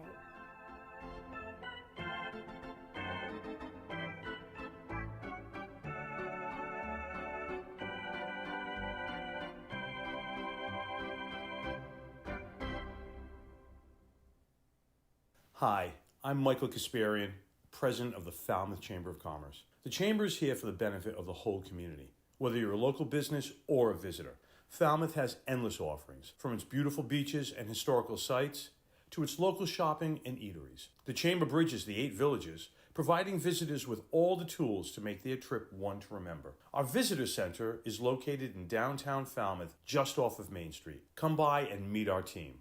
The Falmouth Chamber of Commerce, your community connection. Hi, my name is Matt Burgess, General Manager here at Falmouth Country Club. We have a unique 27-hole public golf course with a beautiful layout that is family-oriented. Kids play free here at Falmouth Country Club. Getting on the course is quick and easy with our app. You can book tee times, get yardages with GPS, use our interactive scorecard, track your stats, and receive exclusive in-app offers. Falmouth Country Club is a true Cape Cod classic and a local family favorite. See you on the course. We welcome you back to Gov Fuller Field, a 2-2 ball game after the Falmouth Commodores battle back against the Harwich Mariners in the bottom of the fourth. And Kanye Rosado comes into the game, and he's a guy that has had some struggles early this season, but trying to bounce back here in a big spot. Yeah, Kaniel Rosado in a big spot here. We mentioned his appearance against Wareham. He started that game through 3 innings of that contest. Got hit around a little bit in the first. 2 home runs allowed to the gateman. The leadoff from R.J. Hamilton, and then Dylan Dubovik hit a 2-run shot. But the second and third inning that he threw, he settled in and looked a lot better. So the first batter that he faces today is Sean James, 0 for 1, and grounded out to the shortstop in the second.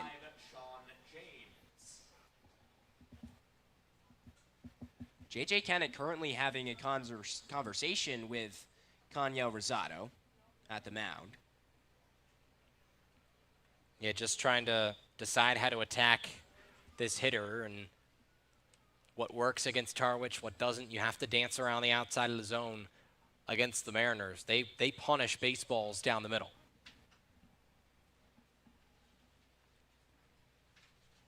First pitch coming up to James. Rosado sets and deals. It's inside. It nearly hit him.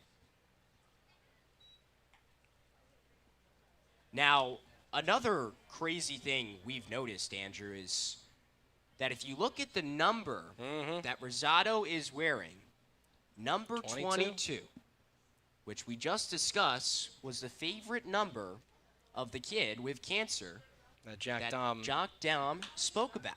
So it's foul down the left field line. Now, a reminder, it is a 2-2 ball game as well. Yep. Truly incredible how things and can Dom work. talking about that with his team before the game, and maybe it's a case of just now that we're thinking about it, we notice it more, but it's a fun coincidence, I think. I certainly got goosebumps. 1-1 pitch is outside. I think Rosado's best offering is that pitch right there. Yeah, he missed it a little bit, but it's a really good splitter that just tumbles and kind of falls off the table. Here's the 2-1. It's high. So the day is over for Braden Bergman, and he ends up going 4 innings, allowing 5 hits, 2 earned runs, with 3 strikeouts. Largely was in control up until the 4th inning, where he gave up 3 hits and 2 runs. Inside, and James takes his base. Harwich has their first runner on to start this. And that walk is our free pass of the game, presented by Cape Cod Community College. Go to Cape Cod Community College for free. Every program, no tuition or fees for those that qualify. Visit capecod.edu/free for more. Brings up the 8-hitter, Paul Jones, with a runner on first in James.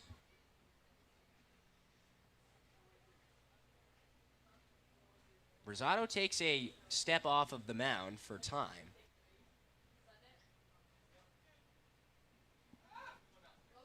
Jones 0 for 1 today with a strikeout back in the 3rd. 3 strikeouts today on the Mariners. First pitch strike from Rosado.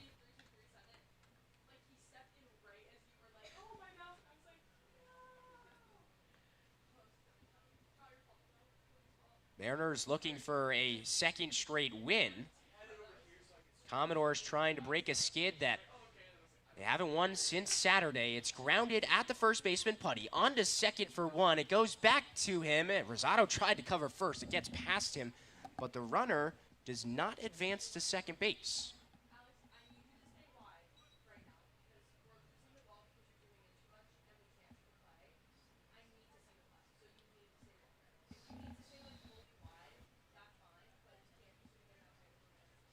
Maybe just the throw pulled him a bit off the bag, just a hair. But a good attempt there for sure. You get the lead runner, that's the most important.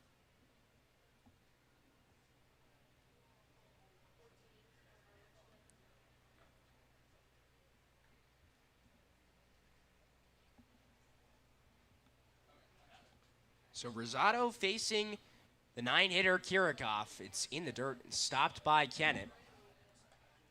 We'll keep an eye on the Harwich runners still, but Kennett has gunned them down twice. The team that leads Cape Cod in stolen bases with 86 this season. They've had no answer for J.J. Kennett. 1-0. Outside.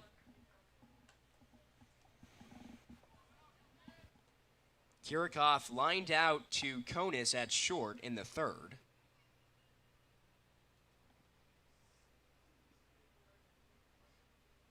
Bottom 3 hitters for Harwich do not have a hit today. That's why you got to take advantage here if you're Rosado. Try and get these guys out before this ever-dangerous top of the order comes on up again.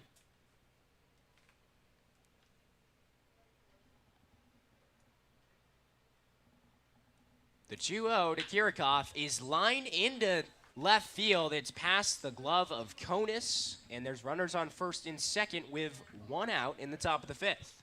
And just, again, a little bit too much over the heart of the plate. And he'll have to tighten it up to avoid damage against the top of this order. Nico Brini already has a single today. Wouldn't shock me to see the double steal get put into play, although since Harwich runners have been caught twice stealing this evening, they might shy away from it. Nico Brini, 1 for 2 today. He singled in the third. He was one of the guys caught stealing as well in the third. That ended the inning. Rosado deals. It's low. Rosado, a rising sophomore at UCF, born in Manatee, Puerto Rico.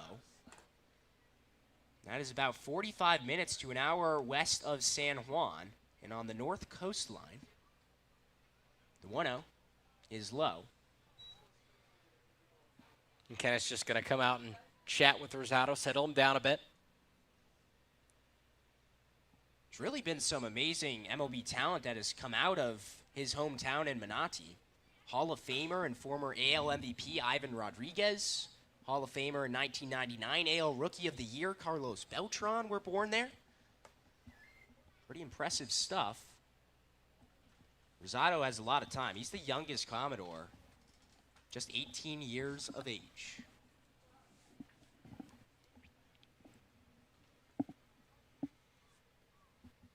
Two-0 count in a 2-2 game. 1 out in the top of the 5th. Here's the pitch. It's flied out into right center field. It's a long way back for Gregor, and it goes to the wall. 1 run is in to score. 2 runs are coming in. It's an 2 RBI triple for Nico Brini, and it's 4-2 Harwich in the top of the 5th.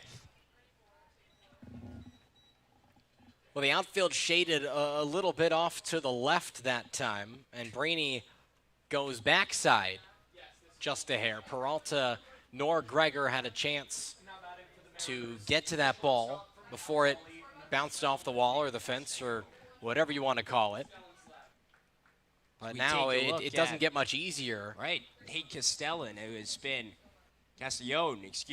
been fantastic all season long, but especially recently. 455 batting average in the last 7 days. That's one of the best on the Cape. Since he has stepped into Harwich, he's made a huge impact. Wasn't here at the beginning of the season, but certainly has made his impact known recently. Has a chance here with a runner on third. Paul Evans is still out on the mound right now, having a chat with Kanyel Rosado. Yeah, but it does not get any easier. Brini with a big swing that time. This is a game that gotta just work through isn't it here, easy. No. Against this Harwich team, it's a good team. Never is. 16-10 on the season. And Falmouth, their offense, fantastic. Right. Falmouth's offense seems a little more lively today, though. Inside on Castellone.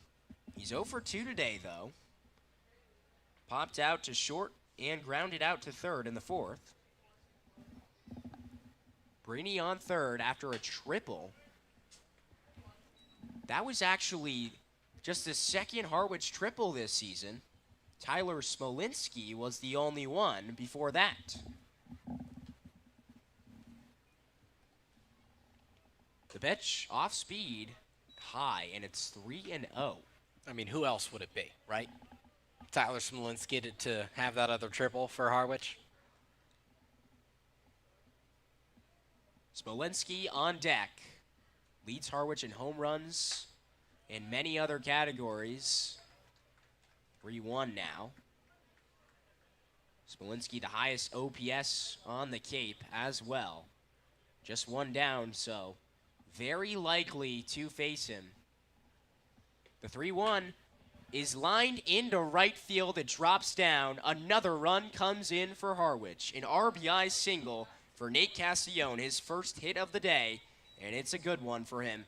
5-2 Harwich in the top of the 5th.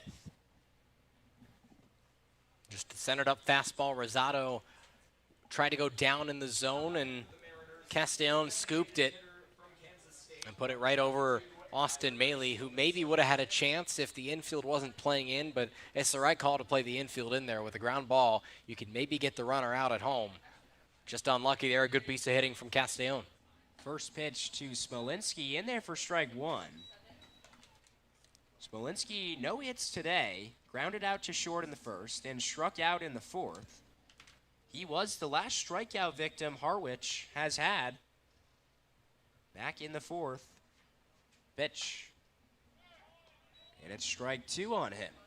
Perfectly spotted on the sweeper. 2 off-speed pitches in a row from Rosado has Smolinski in an 0-2 hole.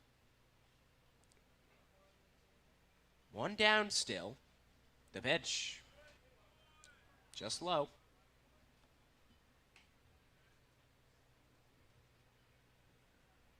Not insurmountable here if you're Falmouth.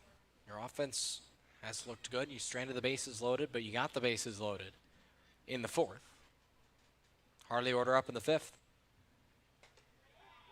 And it's in there for strike three. Rosado gets him with the off-speed pitch. And there's 2 down in the top of the fifth. High inside slider. If you're going to go to that spot, you have to locate it perfectly.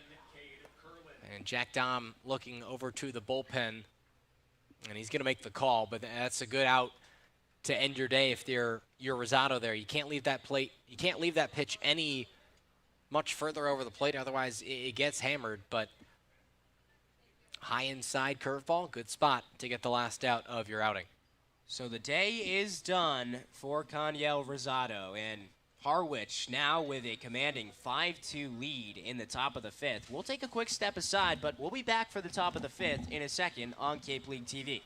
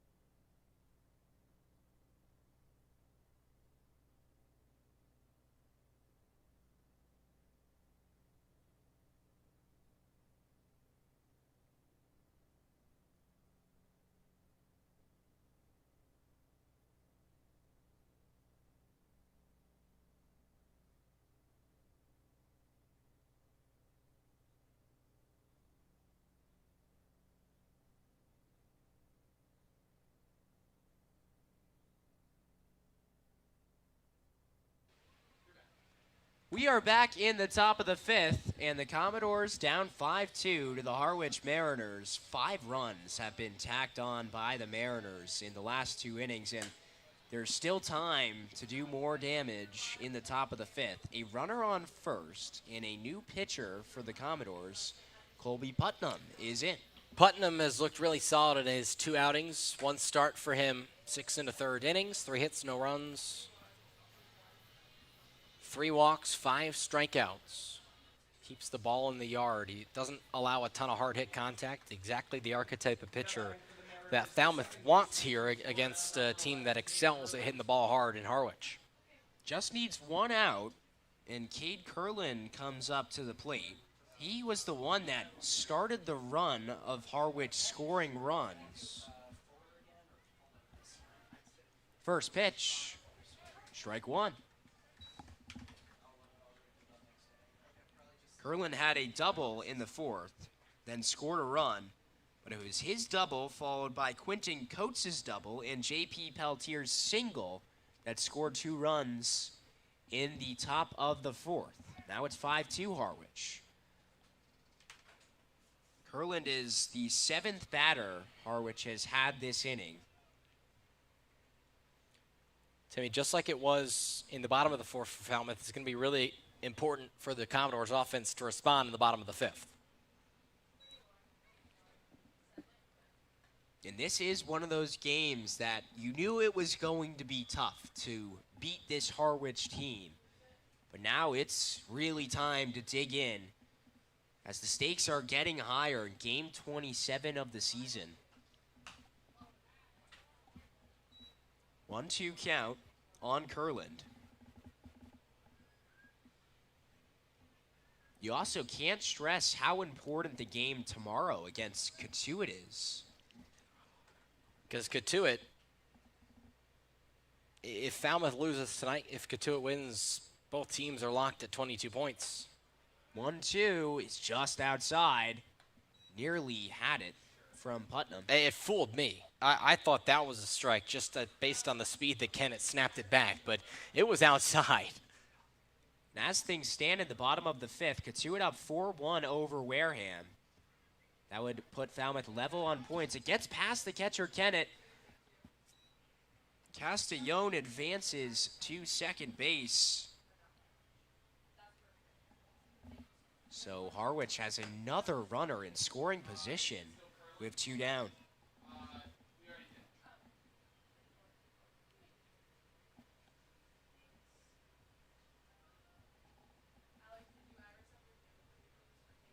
The full count, Putnam deals, it's outside, and another base runner reaches for Harwich. The inning continues, Curlin on to first base. It's 1st and 2nd with 2 down.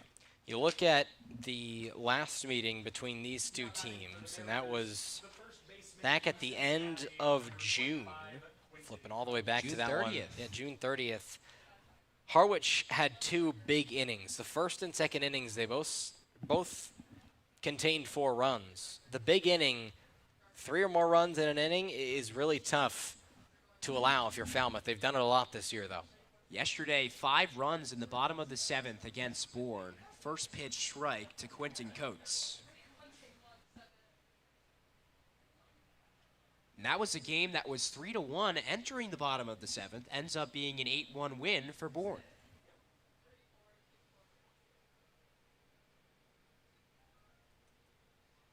Putnam fires outside.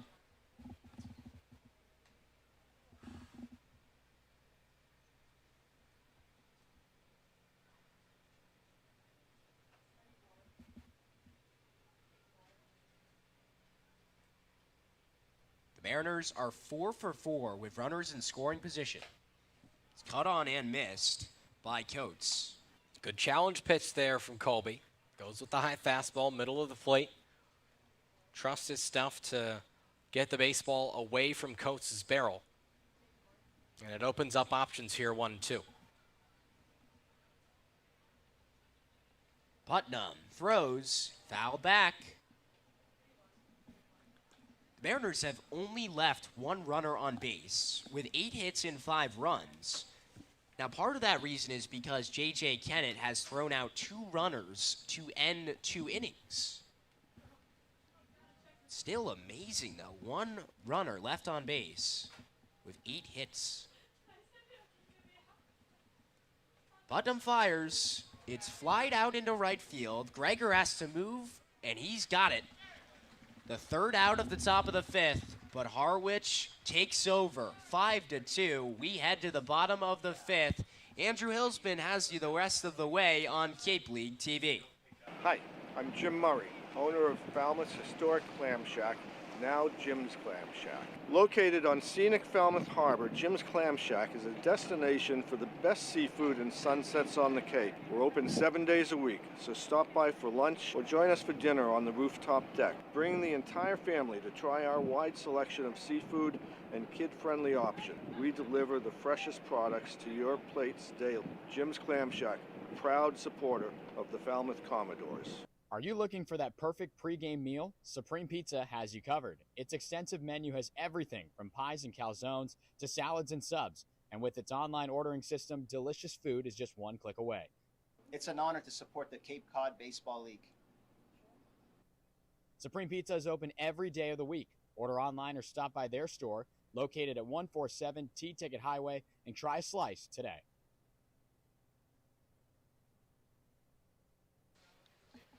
As we enter the second half of this game, the bottom of the 5th, we have a look at the Cape Cod Baseball League standings. The East Division getting closer and closer.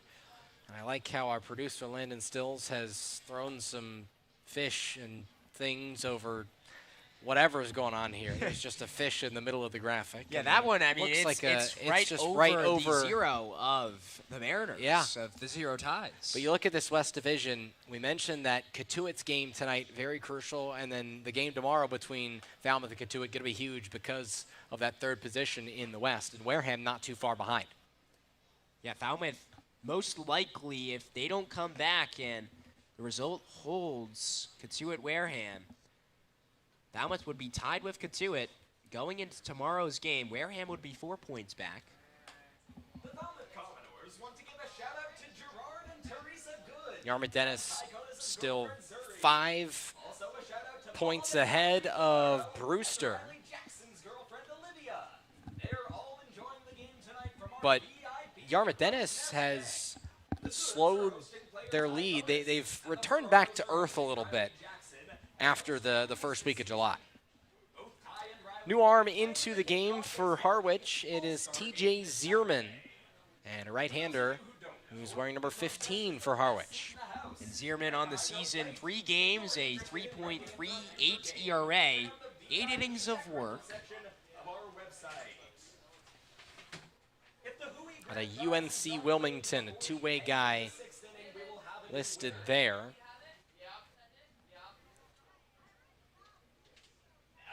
.691 ERA with UNC Wilmington and the Colonial Athletic Association this past spring. He is a rising sophomore. Here's Jeffries putting this one down the line. It is fair. He's going to head for second base. He gets on his horse, and that ball moves out of play as Jeffries is ordered to stop at second base. A leadoff double in the bottom of the 5th for Jeffries. He has been a double machine over the last week or so. That's his 4th double of the season with the Commodores, and his 4th in the last week. That's the most on the Cape in that span. And it seems to me, if my brain proves it to be reliable, which, well, it's not always the case, but a lot of his extra base hits have come on the opposite side of the field. They slice away from that left fielder. First pitch to A.J. Putty, a slider down and away. Or into that left center gap as well. But a guy who can work both sides of the field all the way around, that's a weapon to have in your 2 slot. A.J. Putty, a walk and a run scored today. 1-0, a fastball. He stops his swing but goes around.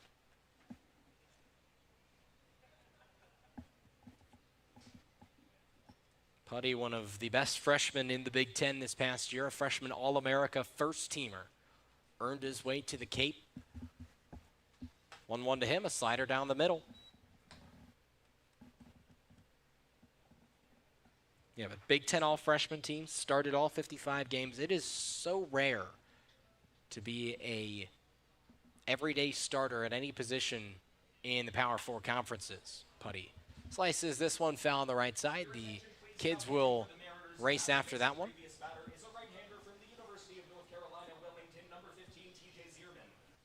But again, Putty was the first guy aboard in the 4th inning, and he came around to score. Falmouth scored 2 runs in the bottom of the 4th. Wave and a miss from Putty. That pitch is in the dirt as Sean James throws down to first. The drop third strike is the first out of the inning.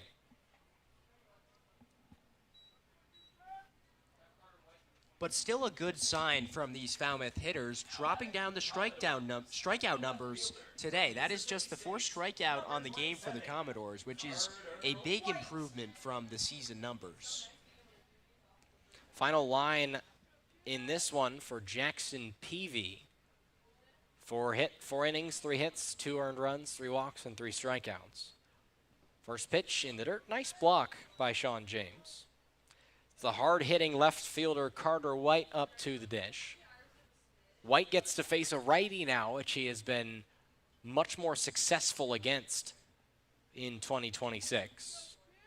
9 hits and 20 attempts against right-handers, and 5 runs batted in. He takes upstairs on a slider that narrowly misses high. And he's just been great overall, though, in White. Just looks really comfortable at the plate, putting good swings on balls consistently. 2-0. Hit right back to the pitcher's mound. Zierman underhands to first base. 2 gone, but a runner now at third in Braden Jeffries. So it'll be Ty Konas' job, who's already singled once today, to try and chip away at the lead, bring his infield partner on the left side there in from third base.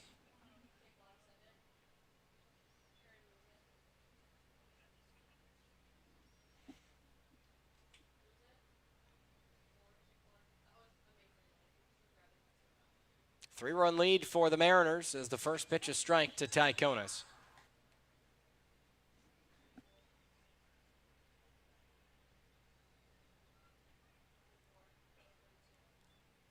Right-hander TJ Zierman out of the stretch once more. The 0-1 is called strike 2. Same spot.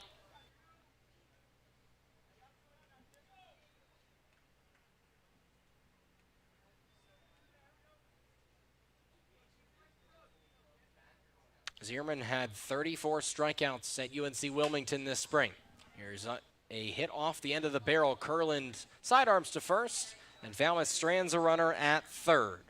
Before we head to the top of the 6th, we tell you about Netting Pros. Stadionic, who is the official netting and facility solutions partner of the Cape Cod Baseball League. When it comes to netting and building iconic sports facilities, it's always Netting Pros Stadionic, making sports facilities iconic. Top of the 6th, here we come from Gov Fuller Field. Hi, I'm Jim Murray, owner of Falmouth's historic Clam Shack, now Jim's Clam Shack. Located on scenic Falmouth Harbor, Jim's Clam Shack is a destination for the best seafood and sunsets on the Cape. We're open 7 days a week, so stop by for lunch or join us for dinner on the rooftop deck. Bring the entire family to try our wide selection of seafood and kid-friendly option. We deliver the freshest products to your plates daily. Jim's Clam Shack, proud supporter of the Falmouth Commodores. Are you looking for that perfect pregame meal? Supreme Pizza has you covered. Its extensive menu has everything from pies and calzones to salads and subs. And with its online ordering system, delicious food is just one click away. It's an honor to support the Cape Cod Baseball League.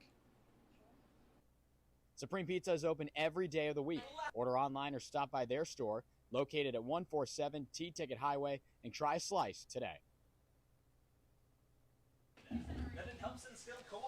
Top of the 6th here in Falmouth, Massachusetts for the Harwich Mariners, who lead by 3. And they've been out hitting the Commodores by 4 today. It's J.P. Peltier, Sean James, and Paul Jones II to the plate. Colby Putnam is out for his second and first full inning of work. And he's a guy who's looked really solid all season for the Commodores. So you feel good about him being on the mound. And You need him to keep this game close because falling behind more than 3 runs, you really start to lose hope. And you can't have that right now in a game that is so important for the Commodores to get some momentum going for the rest of the season, going into the All-Star break.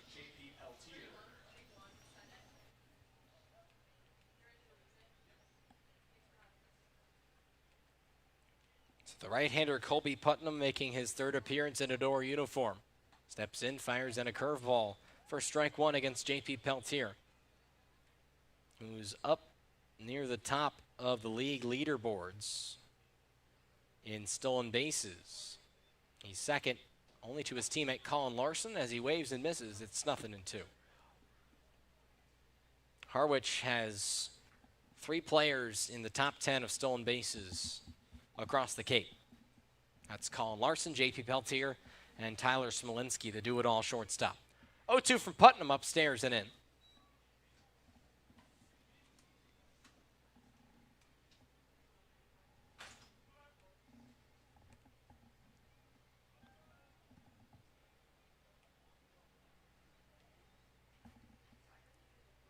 One, two. Fouled back our way.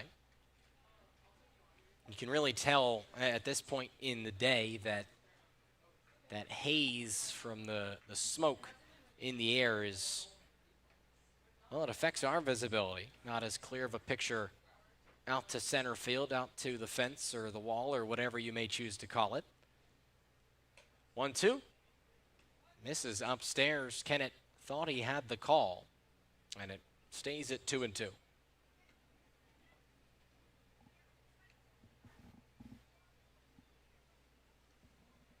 Putnam out of the windup. First base, Siler Rubber. He'll come home. Misses outside.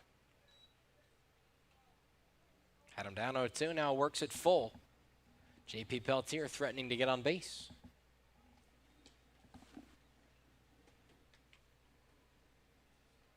Putnam's ready to go. His full count offering is a hard hit ground ball up the middle for a base hit. Peralta's going to pick it up, toss it back in. But a worm burner by J.P. Peltier means he's 3 for 3 today. It's only so long that you can hold such a great offense quiet, and Falmouth did a successful job the first 3 innings, but now Harwich has caught a groove, and they're not slowing down right now. Sean James 0 for 1. A ground out to Tyconis in the second, a walk his last time up. First pitch, a strike up in the zone. Putnam goes with the sinker, or rather a two-seam fastball.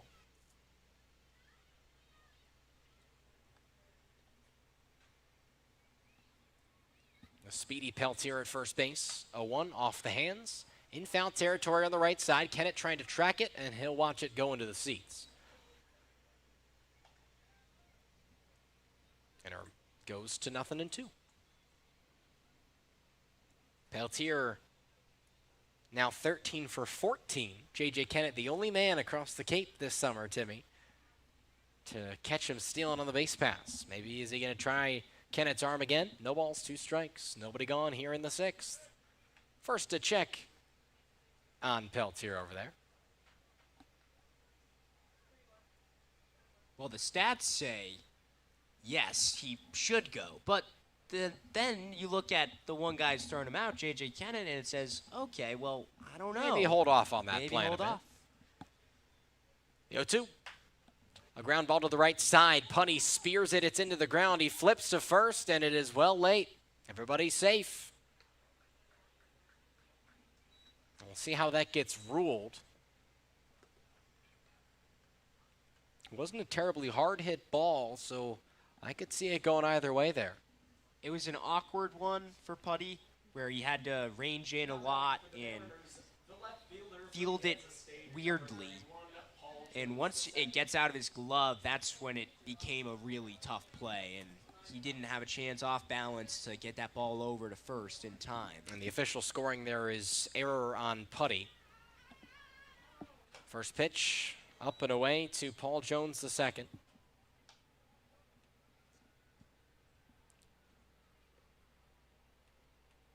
Falmouth as a team, 27 errors, now 28 errors on the year. Harwich tied for the least on the Cape with just 24. A very good fielding team with the best fielding percentage in all of Cape Cod baseball, 975. 2 balls, no strikes to the lefty Paul Jones, who waves and misses at a fastball.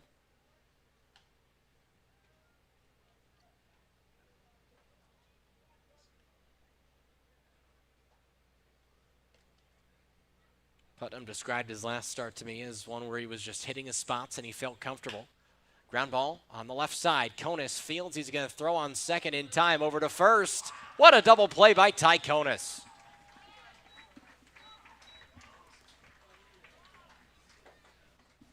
Talk about a big-time moment from Ty Konis. Had to get over there and somehow came across second base with so much pace that he was able to get it to first base in time. What a play, and he continues to look like a stud at shortstop. Continues to impress. He's had a great season at the plate as well. It does move J.P. Peltier to third base, and Rienstra Kirikov out of Kent State will look to drive him in. First pitch swinging. It's a fly ball into straightaway center field. Peralta ranges over and makes the catch for the third out. Ty Konis with a big help in getting Falmouth out of that inning. It's a scoreless top of the 6th for the Mariners. They lead by 3. It's 5-2. To the bottom of the 6th we go on Cape League TV. Hi, I'm Jim Murray, owner of Falmouth's historic clam shack, now Jim's Clam Shack. Located on scenic Falmouth Harbor, Jim's Clam Shack is a destination for the best seafood and sunsets on the Cape. We're open 7 days a week, so stop by for lunch or join us for dinner on the rooftop deck. Bring the entire family to try our wide selection of seafood and kid-friendly option. We deliver the freshest products to your plates daily. Jim's Clam Shack, proud supporter of the Falmouth Commodores. Are you looking for that perfect pregame meal? Supreme Pizza has you covered. Its extensive menu has everything from pies and calzones to salads and subs. And with its online ordering system, delicious food is just one click away. It's an honor to support the Cape Cod Baseball League.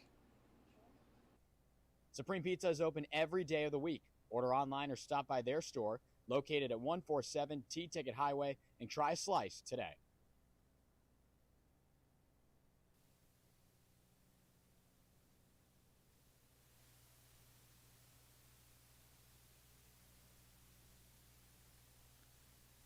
Hit with runners in scoring position. It's been a documented struggle for weeks, but Falmouth tonight so far, notable improvement. 2 for 4. They tied the game in the bottom of the 4th, a couple hits in a row. They have left 6 runners on base tonight, but that's a point of emphasis in which we have seen elements of improvement throughout the evening as they trail by 3 runs, still with 12 outs to go in the ball game. So guys, we'll see what the Commodores offense has in store, chasing 3 runs here against the Harwich Mariners. Tim and Andrew?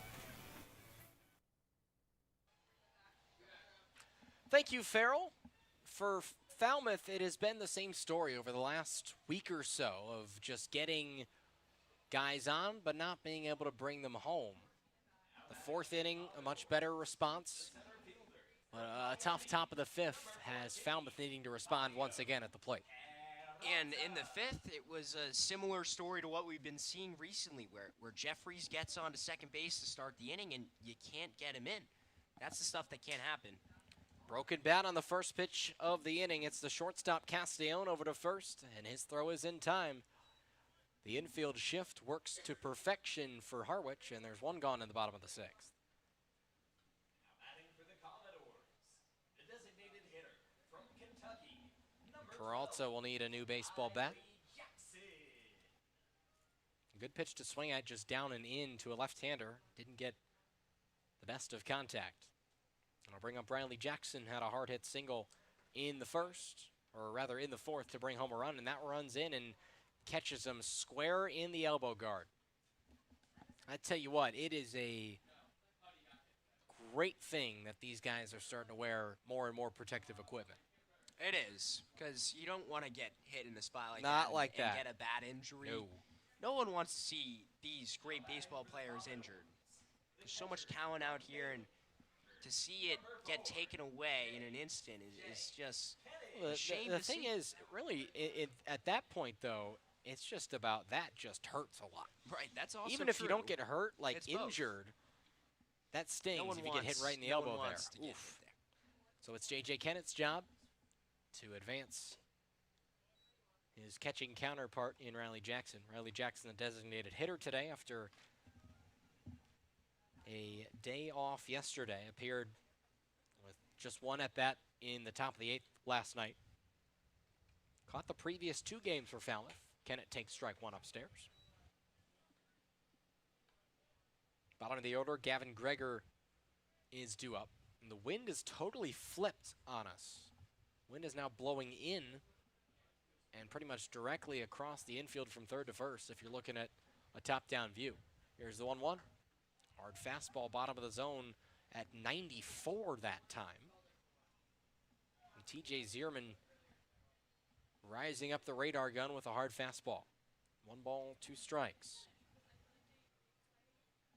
Jackson leads off at first.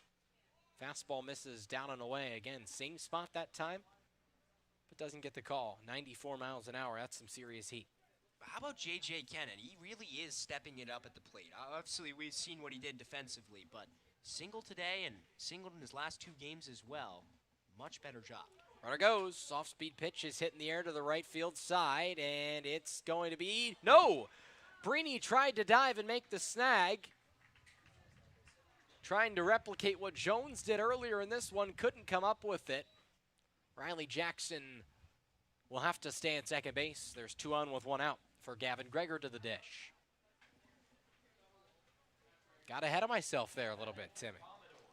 Brini had to make the diving play, and we saw Paul Jones in left field make the diving play to end the 4th. It's not easy to do it in both corners of the outfield. That would have been unfortunate for Falmouth if both of them were caught. At the 5th base hit of the day for Falmouth. Gavin Greger takes downstairs. Tried to bunt a runner over here. The wind really starting to pick up. It's blowing into the press box here.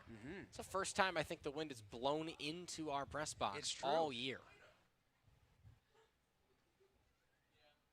1 ball, no strikes. The pitcher, T.J. Zierman, comes home. Greger puts it right back up the middle, past the catcher or past the pitcher's glove. Step on second, throw to first from Castellone. It's in time. What a play from Nate Castellone to end the inning, much like Tyconis did in the top of the 6th. Harwich shortstop gets the job done in the bottom of the 6th. We're through 6 and 3 more innings to go on the other side of this break.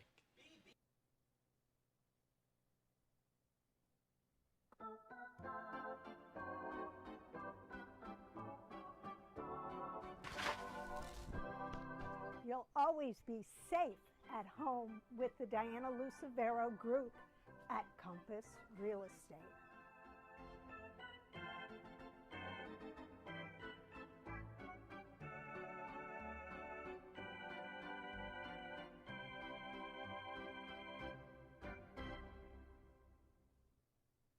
Hi, I'm Michael Kasparian, President of the Falmouth Chamber of Commerce. The Chamber is here for the benefit of the whole community. Whether you're a local business or a visitor, Falmouth has endless offerings, from its beautiful beaches and historical sites to its local shopping and eateries. The Chamber bridges the 8 villages, providing visitors with all the tools to make their trip one to remember. Our visitor center is located in downtown Falmouth, just off of Main Street. Come by and meet our team. The Falmouth Chamber of Commerce, your community connection. Hi, my name is Matt Burgess, General Manager here at Falmouth Country Club. We have a unique 27-hole public golf course with a beautiful layout that is family-oriented.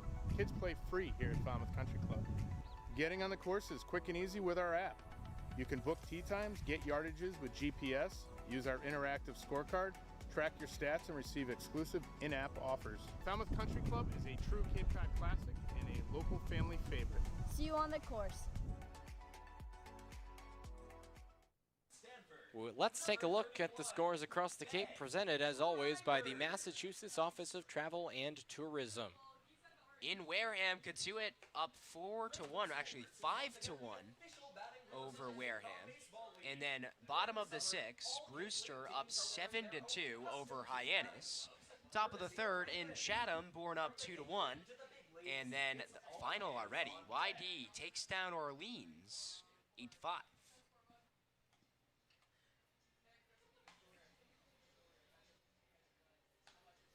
YD back on the right side of things after dropping a game 1-0 to Yarmouth Dennis, or to Wareham. And a new arm on the mound for Falmouth is Ben Reimers, the right-hander, number 31 out of Stanford, the sidewinder. What is happening in the bullpen today? Kenny Collins is rocking some sunglasses. They're saying hello right now. Cason Murphy is throwing up the Louisville sign. Jack Durso in the Durso, middle not a of it Louisville all. fan at all, of course. ACC competitor. Durso told us he's done for the season with the Commodores. But a guy you could see back in the coming years.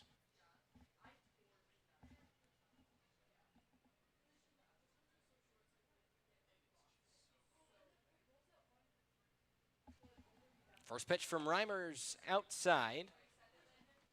And it's the top of the order that he's going to face. Nico Brini out of Vanderbilt will start things off. Tripled and singled today. A unique pitching stance for Reimers as he offers the 1-0. It's hit on the line, and it's a magnet straight to Fabio Peralta's right hand. He puts it away for the first down. Final line in this one for Colby Putnam in relief. An inning and a third. 1 hit, no runs, 1 walk, no strikeouts. The biggest part, no runs allowed.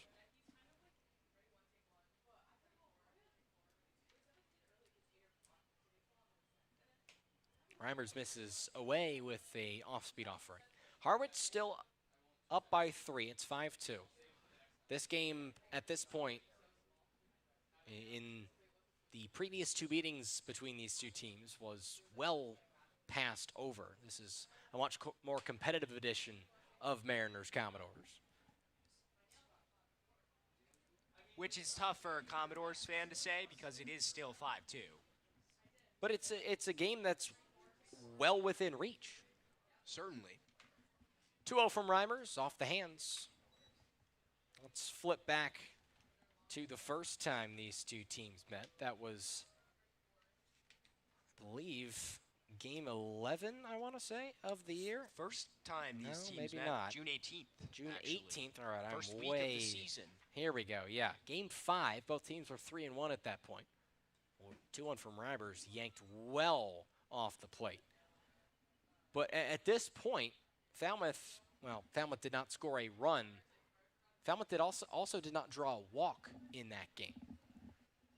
Harwich, when we entered the top of the 7th, was up 4-0. They scored 3 in the top of the 7th. That one runs inside, almost gets a piece of Nate Castellon, but doesn't matter as he draws a walk.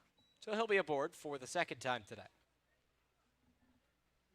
And then in the second iteration of these 2 teams competing against each other, which was on June 30th, Harwich, by my math, was up, 12-3 in the top of the 7th. As all of the runs were scored in that game before the 5th inning ended. Bunt attempt, and it is foul. Kennett caught it somewhere.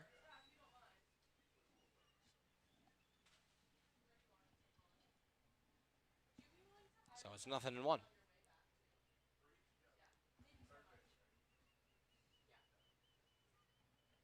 Got a 5-2 lead for Harwich. Ben Reimers into the game. Reimers hasn't thrown in a little while. Threw against Brewster on Sunday, and that was actually really the first time this season he's been hit. Right. He's been excellent all year. He has really impressed. And that was a really tough one for him to give up because it was a close game. Falmouth up 7-5 going into that 9th. Yeah, before the previous time he threw, before that Brewster game, was all the way back on July 4th, where he threw at Katuitt. No balls, 1 strike to Tyler Smolinski. He takes strike 2. That was a great weekend for Falmouth.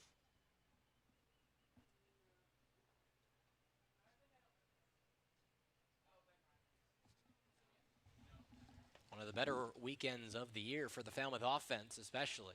No balls, 2 strikes, wave and a miss. Smolinski's down on strikes for the 3rd time today.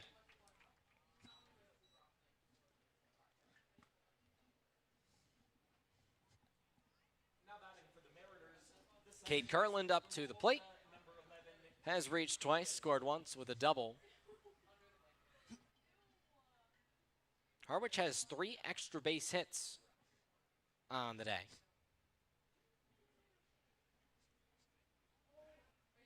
And a check over to first base.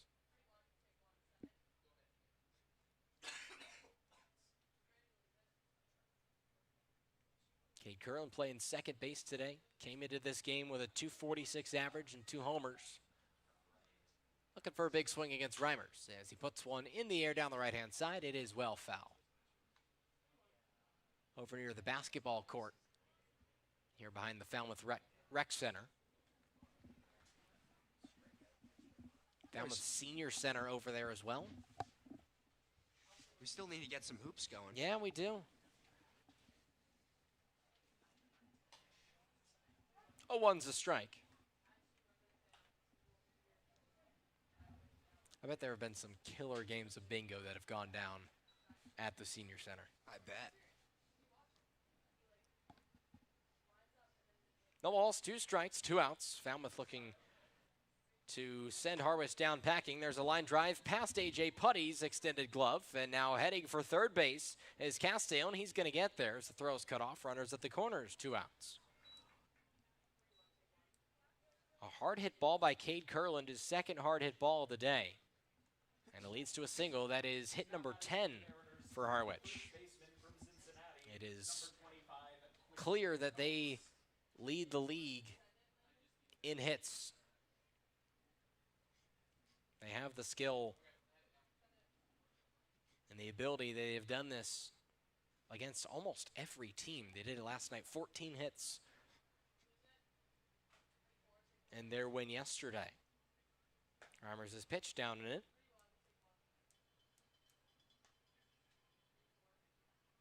It's Quentin Coates who has an RBI double on the day.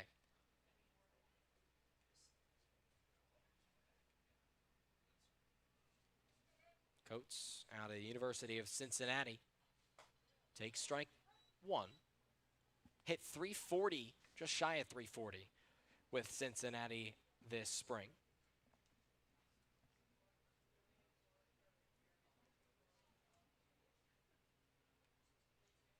Crushed the baseball with the Bearcats in 2026. 28 home runs and 79 runs batted in. And this is such a huge spot for Reimers right now. You can't let Harwich get more than 5 runs on the board. It's just a really uphill climb. 2-1, fouled to the left side. It's 2-2. Quentin Coates 5th in the NCAA in home runs this spring.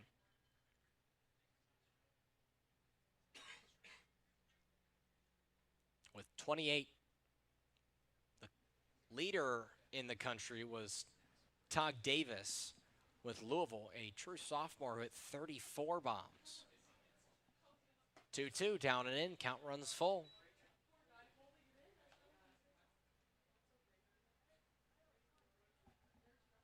If you hit 20 home runs, 20-plus homers in college, you are the best of the best. It's elite company. Here's a 3-2. Hit down the right field line, and it is foul, but came off the bat pretty hard. That was a center cut fastball from Reimers that Coates just a hair late on. And Kirtland certainly is going to score from first base if that ball goes fair, because it's a 3-2 count, 2 outs. He's gone on contact.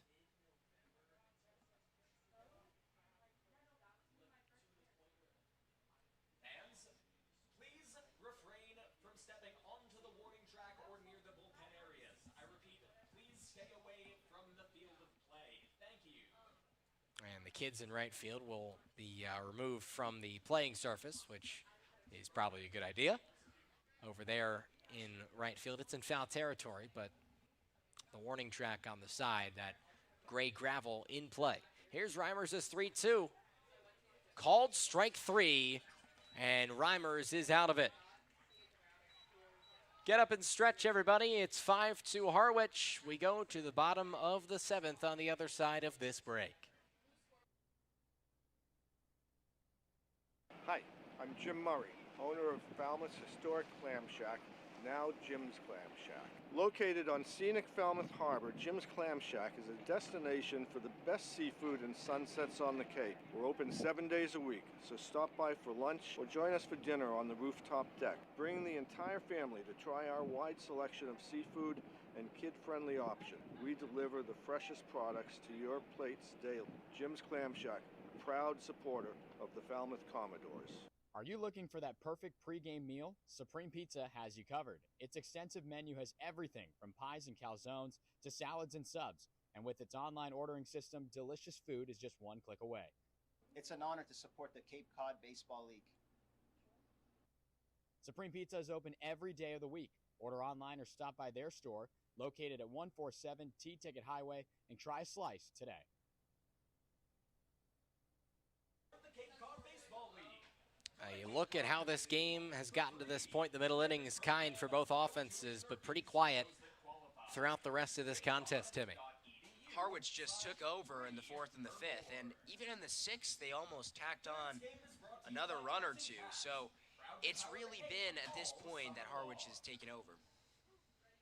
So to lead off this bottom of the 7th, it's going to be Austin Maley, followed by Braden Jeffries and A.J. Putty. Those are the men due up for the Commodores. Top of the order, that's the best time to get something started.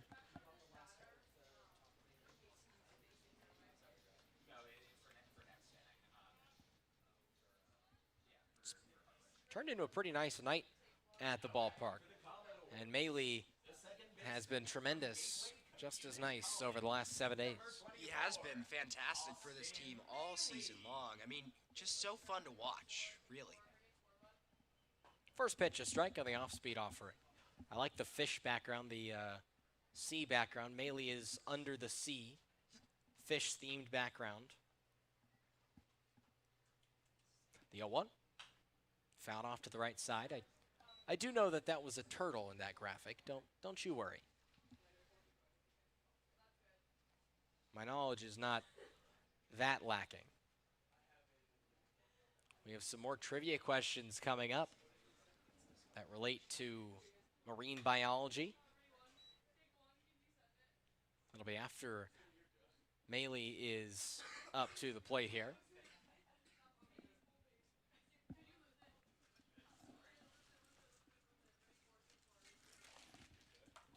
Heads up. That hit Maley square in the back of the helmet. Wow, that was a weird one. You don't often see that happen. TJ Zierman's going to try his best to shake it off. But the helmet did its job right there for Austin Maley, kept him safe. And he will walk on to first. The third baseman from Michigan, number 6, Braden Jeffries.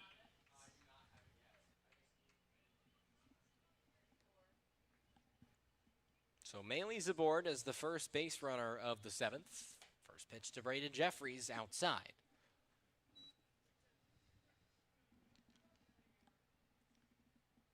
And it's right here, right now for the Commodores. You got to get a run in this inning, especially with the leadoff runner on. 1-0 outside. It's 2-0. Yarmouth Dennis, with its win today, is the first team in the Cape to clinch a playoff berth with 13 games to go.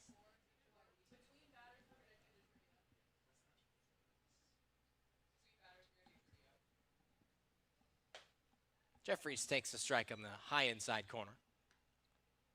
Confirmed by Yarmouth Dennis's broadcaster Ian Plaskoff. No way. Yep. That is unbelievable. Yep. Wonder if it'll show up as maybe a logo in the standings. 2-1 to Jeffries downstairs below the knees. I'm stunned by that. I mean, that's got to be the earliest that is In ever a long happened. time, probably. I don't know about ever. I wouldn't There's be been a lot of surprised. Cape League baseball games in the past. Runner goes. It's hit in the air to the left-hand side. Maley's going to have to retreat. as Jones ranges over near the foul line to make the catch. And with that out being recorded, it's time for another oceanographic trivia question. Timmy, what newer technology is being used in the exploration of shipwrecks by Hui? I'm going to say AI because I think AI is used in everything nowadays. So I'm going to go with AI. All right, we'll have to A right here. We'll have to wait on what the answer might be.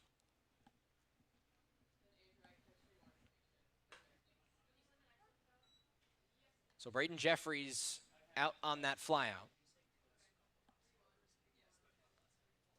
And A.J. Putty has scored once, only one at bat. He struck out with a hit by pitch and a walk. He loads up his swing, offers at it, and misses the barrel. It's fouled off.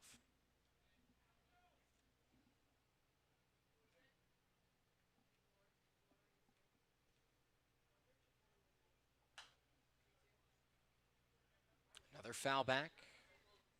TJ Zierman continuing to fire in the heat. That at 94 that time.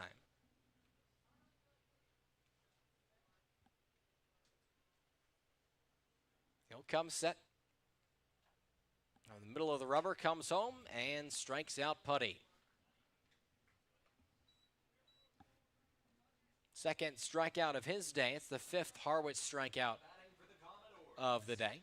And now we bring you the answer. Timmy, you are 0 for 1. It's Meta Glasses. That was my second guess. Yeah? Yeah. Well, you had a 1 in 3 chance. I had one, yeah. And you got it wrong. Okay. It's one time. But Meta Glasses were not actually upset. donated to the Woods Hole Oceanographic Institute, as Carter White fouls one off to the left side, to give away to capture images and videos hands-free while the organization explores the wrecks of a couple of ships off the coast of Falmouth. Wow. And no AI was used. Well, I mean, I don't know that for a fact. That's my point. They might employ AI. I don't know. Pickoff attempt over at Maley. He's back in on a dive.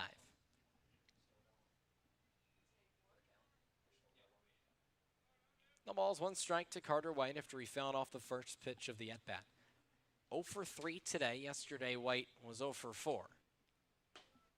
He takes ball 1 downstairs. The shipwrecks are actually located up in Canada in the Labrador Sea. Hope it's not affected by the fires. No, and stuff I doubt it. But it just goes to show how far-ranging the research and the work of the Woods Hole Oceanographic Institute goes. It's a good thing Not just ocean a local and fire thing. like enemies. Yeah, that's traditionally true. 1 ball, 2 strikes. Carter White at the dish for Falmouth. And the pitch from Zierman is down and in. Falmouth bats need some fire right now, though. It seemed like they were building that in the 4th. Conas, Peralta, and Jackson went back-to-back-to-back with singles. But that momentum has fizzled out. The 2-2 is a ground ball to the right side. The first baseman, Quentin Coates, has got it and plants his right foot on first base for out number 3. A 1-2-3 inning, or rather 4 people come up to the bat. Austin Maley is left aboard at first as Jeffries, Putty, and White go down in order. We're to the top of the 8th. Falmouth still down by 3 in the game, but they need something to go their way pretty soon.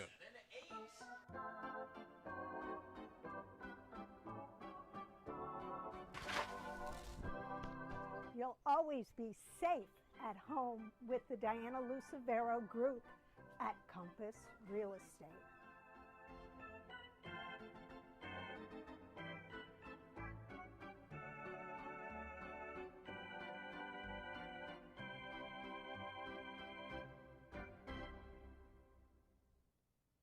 Hi, I'm Michael Kasparian, President of the Falmouth Chamber of Commerce. The Chamber is here for the benefit of the whole community. Whether you're a local business or a visitor, Falmouth has endless offerings, from its beautiful beaches and historical sites to its local shopping and eateries. The Chamber bridges the 8 villages, providing visitors with all the tools to make their trip one to remember. Our visitor center is located in downtown Falmouth, just off of Main Street. Come by and meet our team.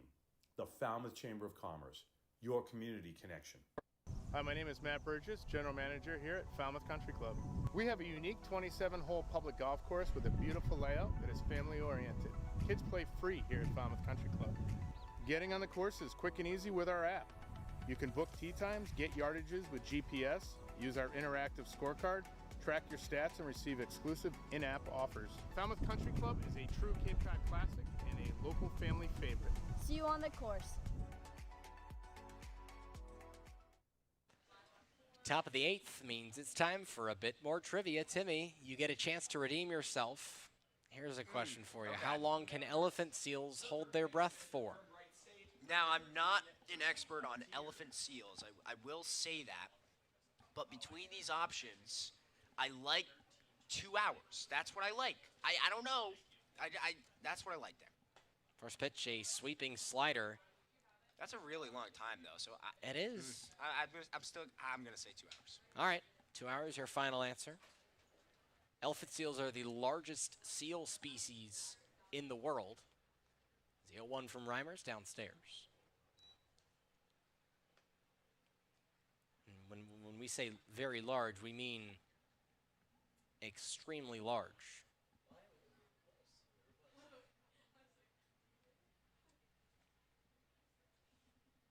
Inside on the slider. It is 2-1. Elephant seals weigh 60 to 80 pounds at birth. And then get up to 3,000 to 5,000 pounds. High chopper to the left side. Jeffries fields on a hop. His quick throw to first is there for the first out. Well, we're talking about a lot of really large things. I mean, we talked about the whale shark earlier today, 40,000 pounds. And the answer to the question, Oh, I got it. There it is, Let's Timmy. go. It's the reason why they stay in what is called the twilight zone, which is about 650 to 3,300 feet below the surface, which is where there's still a little bit of natural light. And then they come up to breathe for a few minutes, and then they go back down.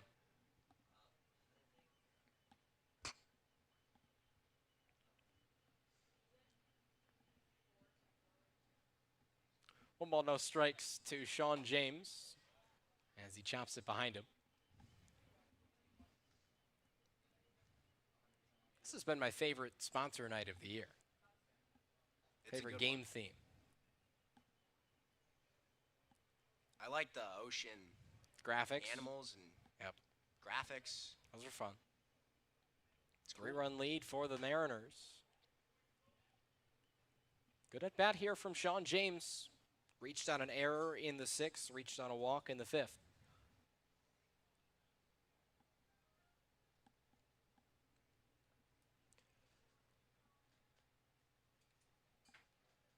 Reimer set once more, his 1-2. And his delivery. A line drive up the middle for another base hit. That's the 11th hit for Harwich today.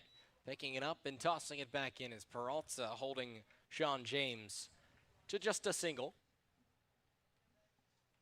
But Harwich just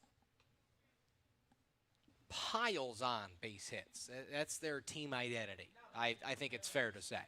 Stealing bases and just getting hits. Their average was 20 points higher than any other team on the Cape coming into today. That's their identity, and it works really well. 16-10 on the season, getting close to another W. First pitch outside by a hair on a fastball from Reimers, the sidewinder for Falmouth.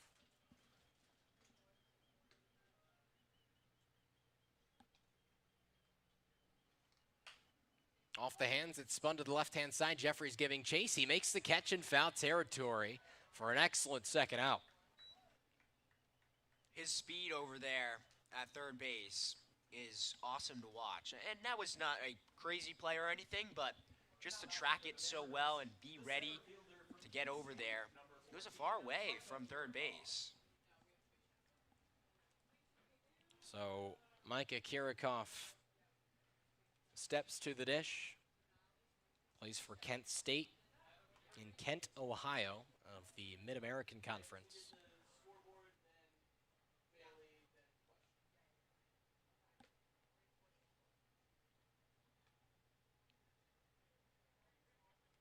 Pretty good year for the Golden Flashes this past season.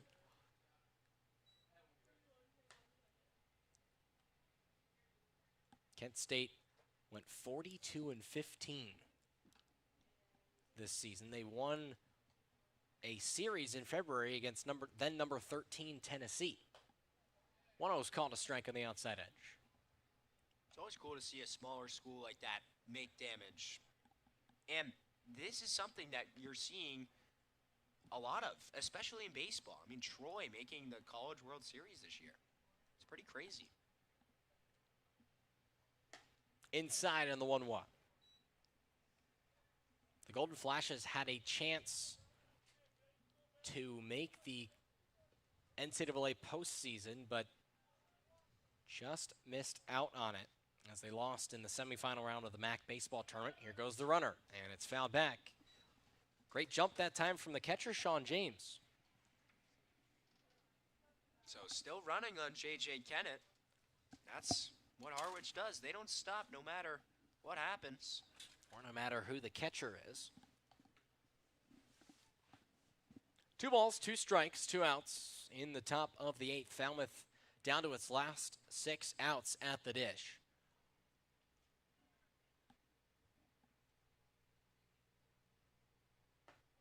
Called, no. No, it missed downstairs, says Jeffrey Merzel. J.J. Kennett was halfway off the field. The whole infield was taking a couple steps toward the dugout. Yep, and now it's a full count pitch. Reimers gives chase and it's fouled off.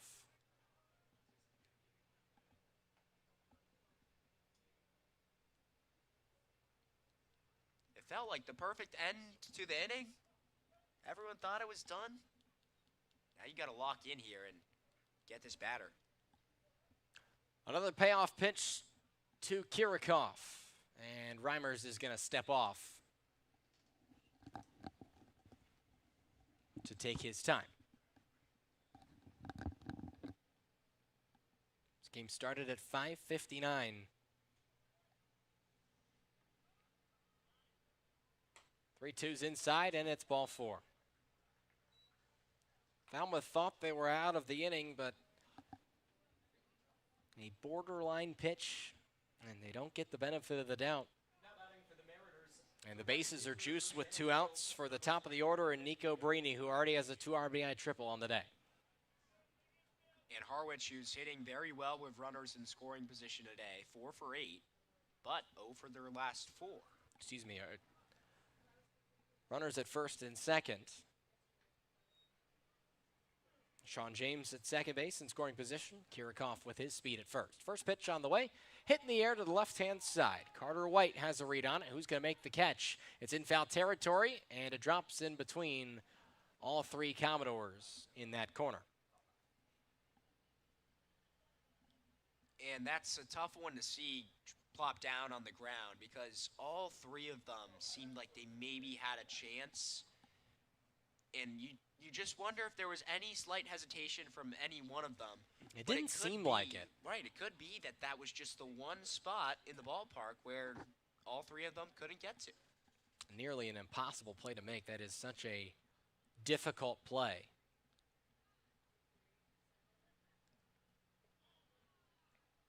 So count stays 0-1. And a foul ball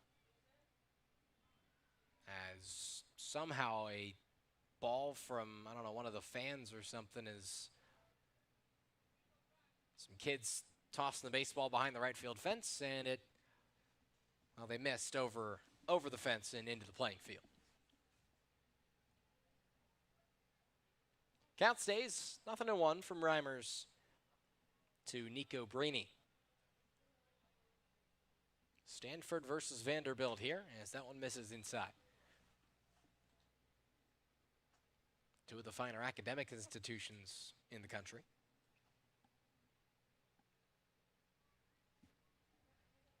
Reimer's looking in for his sign.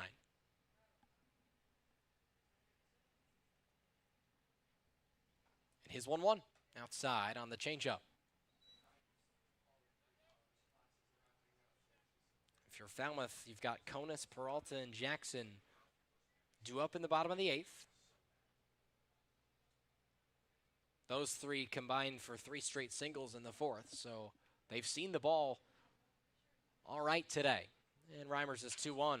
Off the hands, a ground ball to the right side and foul.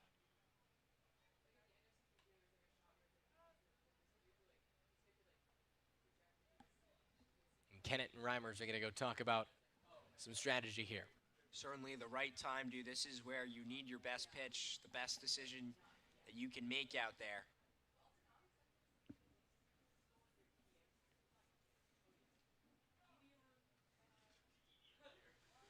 Two balls, 2 strikes, 2 outs with Nico Brainy at the dish for Harwich. He's 2 for 4, a single and a triple. He steals himself and gets ready. Reimers is 2-2. Hammer down the line off of the fence pole.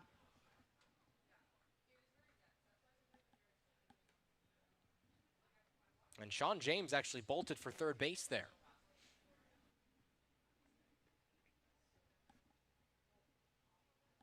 That's something to keep an eye out on. He already tried to go to second on 1 foul as well.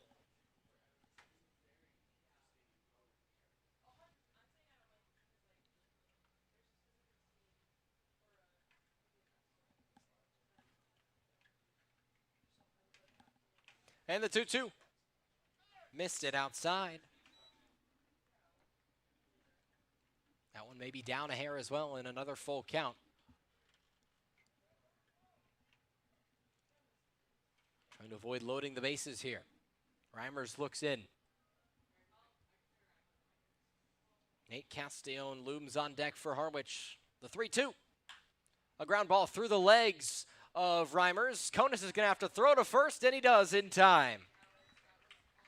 Conus tried to get to second on his first read, and like an excellent quarterback, dumped it off to the check down and went to first base for out number 3. We go to the bottom of the 8th with Conus, Peralta, and Jackson to the dish for Falmouth.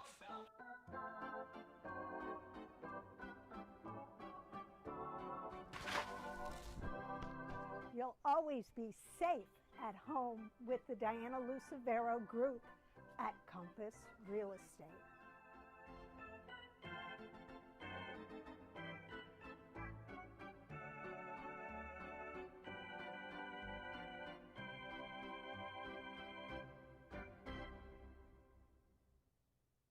Hi, I'm Michael Kasparian, President of the Falmouth Chamber of Commerce. The Chamber is here for the benefit of the whole community. Whether you're a local business or a visitor, Falmouth has endless offerings, from its beautiful beaches and historical sites to its local shopping and eateries. The Chamber bridges the 8 villages, providing visitors with all the tools to make their trip one to remember. Our visitor center is located in downtown Falmouth, just off of Main Street. Come by and meet our team. The Falmouth Chamber of Commerce, your community connection. Hi, my name is Matt Burgess, General Manager here at Falmouth Country Club. We have a unique 27-hole public golf course with a beautiful layout that is family-oriented. Kids play free here at Falmouth Country Club. Getting on the course is quick and easy with our app.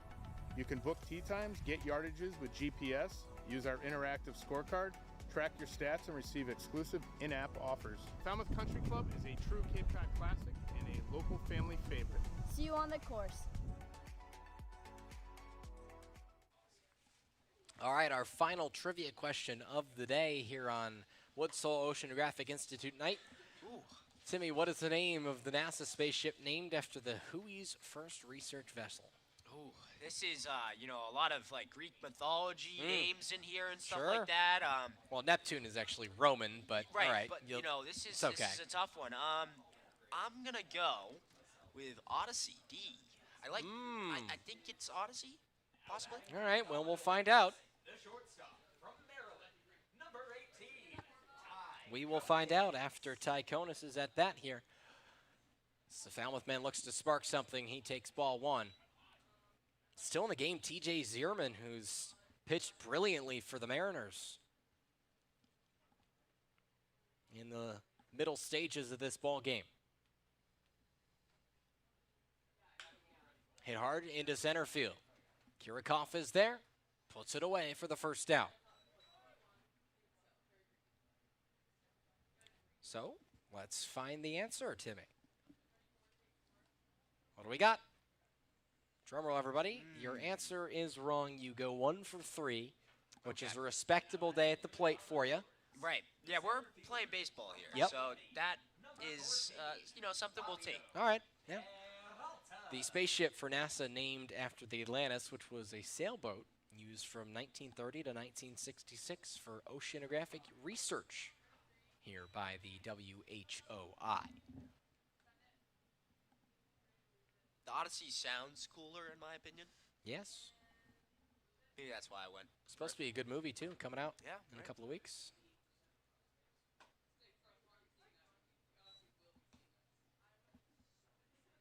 One ball, one strike after the called slider on the outside.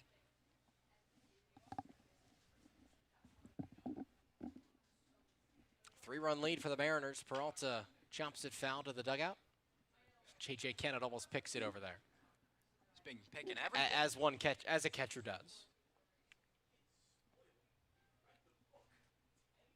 Right, has to be in the half catcher's gear in case he does get up this inning. He's in the One hole. gone. He's in the hole at the moment. Here's the 1-2 downstairs.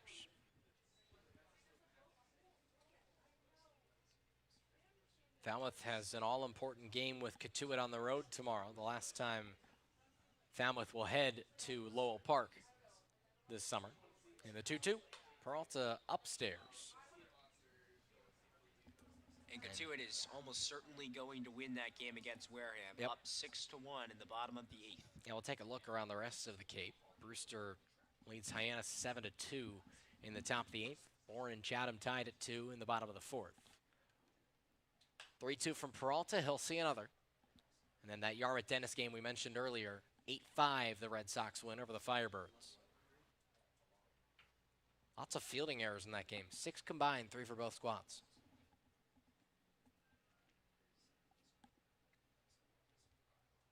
Zierman steals himself for the 3-2 as Peralta hits it high into the night sky, straightaway center field, and Micah Kirikoff puts it away again on a fly out to center. That's the second straight, and the second straight out as well for Falmouth hitters down to their final 4 chances. Now batting for the Commodores, the designated hitter from Kentucky, number 12, Riley Jackson. Now, Riley Jackson has been swinging as good a bat as anybody.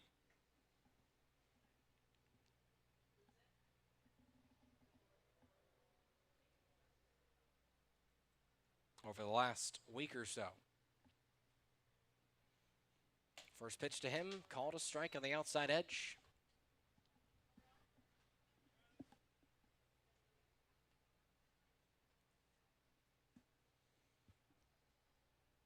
For Harwich to have 2 pitchers through 7 2/3 innings, that is nothing short of impressive as Jackson stops his move to take ball 1.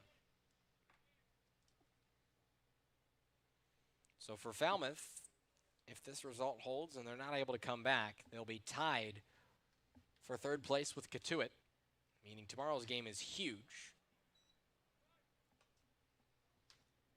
With Wareham just looming 4 points back. Wareham, They play at Bourne they'll tomorrow. play at Bourne. That'll be a tough one for them. 1-2 early on a curveball. It's fouled to the left. And we got Yarmouth Dennis at Harwich. That should be an entertaining one tomorrow. Chatham at Brewster, Falmouth at Catuit, as we mentioned, Wareham at Bourne, and Hyannis at Orleans.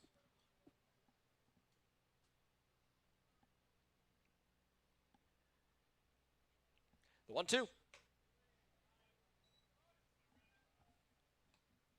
It's still amazing to me that the All-Star break is about to be here. Yep. It's just flown by. Once the season starts, it's go, go, go. 2-2. Did it touch the barrel of Riley Jackson? The catcher, Sean James, seems to think so. And now Jeffrey Merzel, who probably had the best look at it, is going to beckon in his umpire crew. I couldn't really tell based on the sound. Right. Riley Jackson is adamant that it did not touch his bat. Sean James adamant that it did. I don't think it did from And it did our not. vantage point. Yeah, without the advantage of super slow motion replay, that's a tough one to overturn. No challenge system, of course, here in the Cape. So another 3-2 on the way with 2 outs. And that misses downstairs for ball 4. Falmouth has a base runner here in the 8th. And you know what's cool is with the new NCAA rules coming up. Yep. This spring, there's Still- gonna yep. be ABS Still- if the school allows Right. it. It still has to be approved by the Baseball Oversight Committee, but it's expected to be pushed to the NCAA rules, where any team that has the Hawkeye or TrackMan technology, and every Cape team has TrackMan technology, would be able to use, or would have the option to employ the ABS system like Major League Baseball and Minor League Baseball does.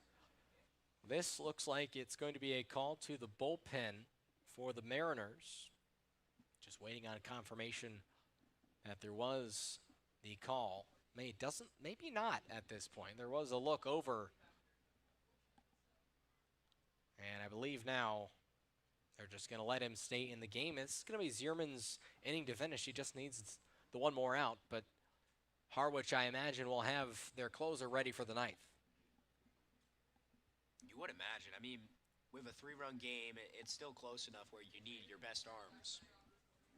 In a very important game, going into the All-Star break, you want to be as hot as you can.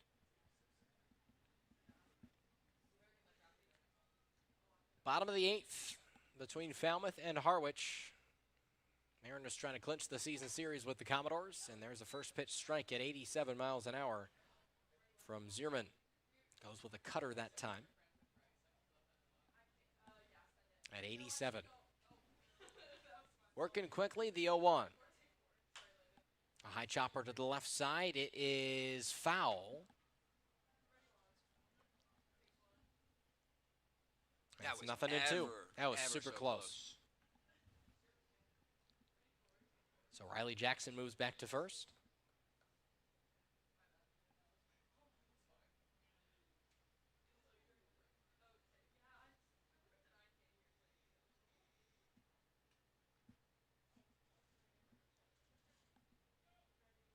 And J.J. Kennett will pick back up the lumber.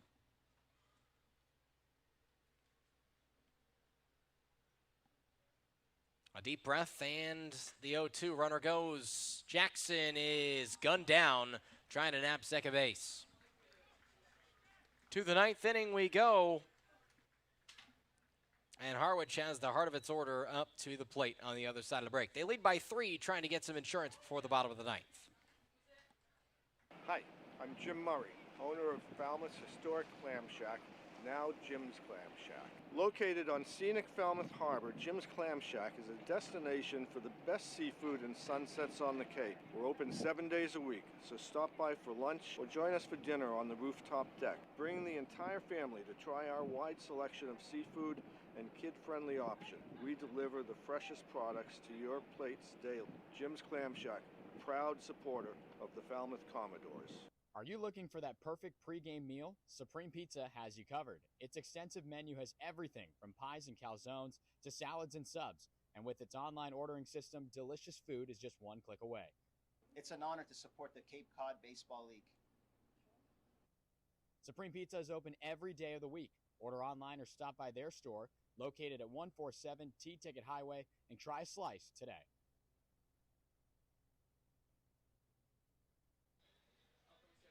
A look at the upcoming schedule for the Falmouth Commodores.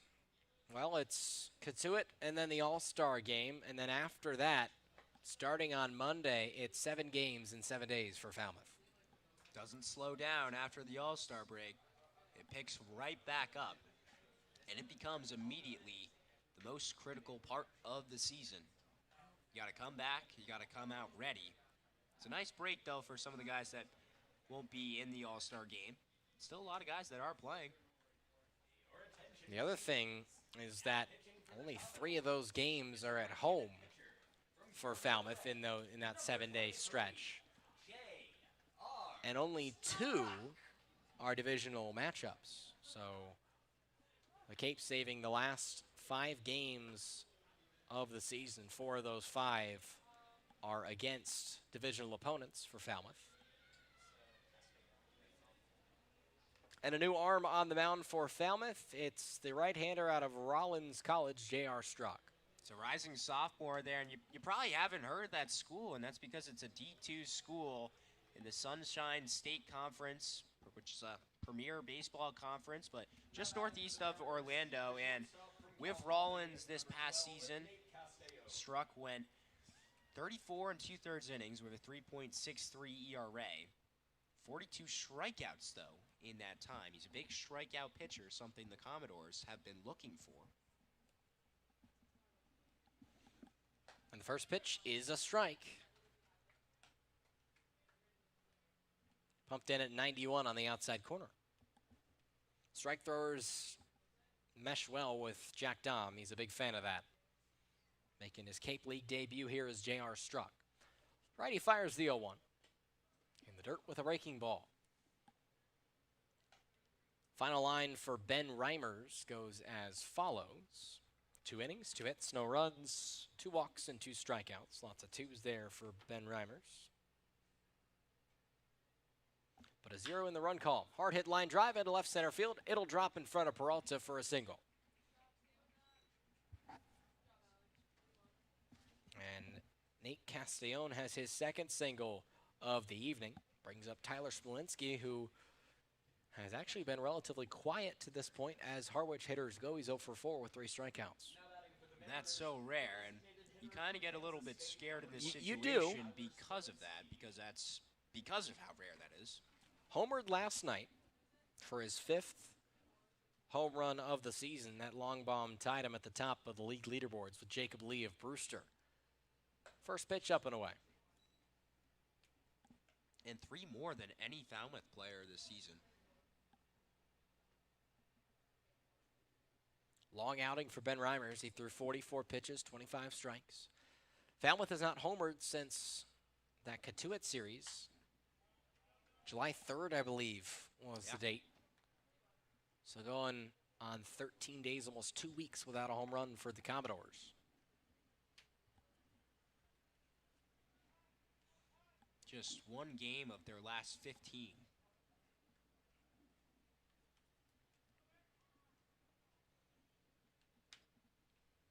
Stretch delivery, fouled off of the hands by Smolinski, who maybe just missed it.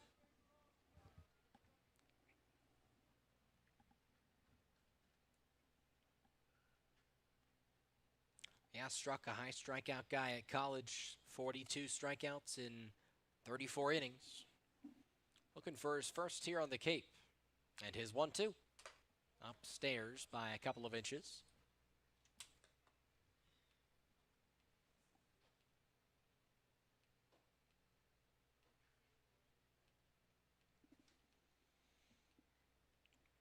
Righty-lefty matchup, Smolinski looking for his first base hit of the afternoon. Outside, ball count runs full.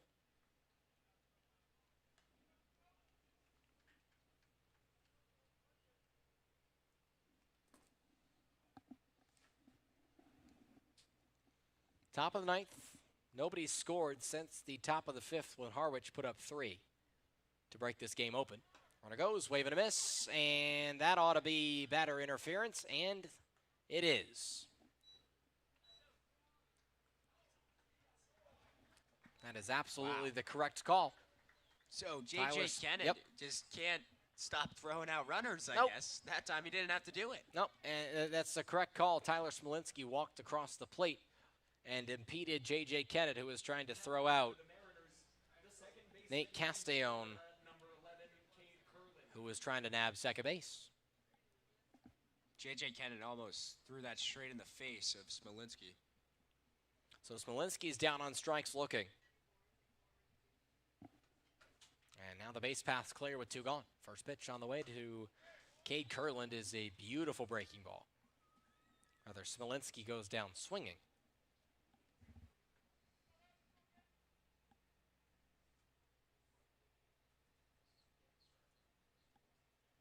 Four strikeouts for Tyler Smolinski, a day to forget for one of the best hitters on the Cape. And it's 0-2 now to Cade Kurland. Tell you what, J.R. Struck could just be because of the situation. Harwich hunting for their pitch to try and put this game out of reach, but Struck looks really, really confident and in command at this point. The 0-2. Swung on and missed, strike 3. Kennett applies the tag. And we go to the bottom of the 9th. Falmouth down by 3 with J.J. Kennett, Gavin Greger, and Austin Maley to the plate. Conclusion of this one on the other side of these messages.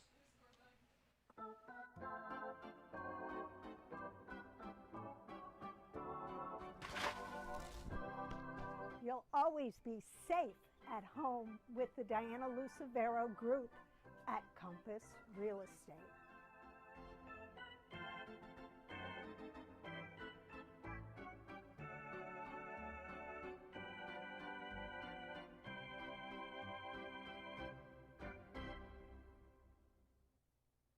Hi, I'm Michael Kasparian, President of the Falmouth Chamber of Commerce. The Chamber is here for the benefit of the whole community. Whether you're a local business or a visitor, Falmouth has endless offerings, from its beautiful beaches and historical sites to its local shopping and eateries. The Chamber bridges the 8 villages, providing visitors with all the tools to make their trip one to remember. Our visitor center is located in downtown Falmouth, just off of Main Street. Come by and meet our team. The Falmouth Chamber of Commerce, your community connection. Hi, my name is Matt Burgess, General Manager here at Falmouth Country Club. We have a unique 27-hole public golf course with a beautiful layout that is family-oriented. Kids play free here at Falmouth Country Club. Getting on the course is quick and easy with our app. You can book tee times, get yardages with GPS, use our interactive scorecard, track your stats, and receive exclusive in-app offers. Falmouth Country Club is a true Cape Cod classic and a local family favorite. See you on the course. As we enter the bottom of the 9th, it's time to remind you all that this broadcast is a copyrighted production of the Cape Cod Baseball League. Any unauthorized duplication, retransmission, or other use is strictly prohibited. It's the bottom of the 9th, Falmouth down to its last 3 outs, and they need 3 runs to tie the game. You got to get a runner on right away. And they've done that a couple of times, and it hasn't quite panned out. But still, to just get some momentum, some belief right away. This is one of the biggest innings for the Commodores this season. The message has to be, don't try to be the hero. Just get on base for the next guy in the order. Gavin Greger looms on base, or on deck rather. First pitch on the way to the right-hander TJ Zierman, who remains in the game for inning number 5 on his evening. He's only allowed 2 hits to this point, kept the pitch count to a respectable 60. And misses downstairs with the fastball at 90. I imagine at the first sign of trouble, he'll get the hook from this game. You would think so. Force Falmouth to see somebody new. Righty-righty matchup at this point. J.J. Kennett takes strike 1.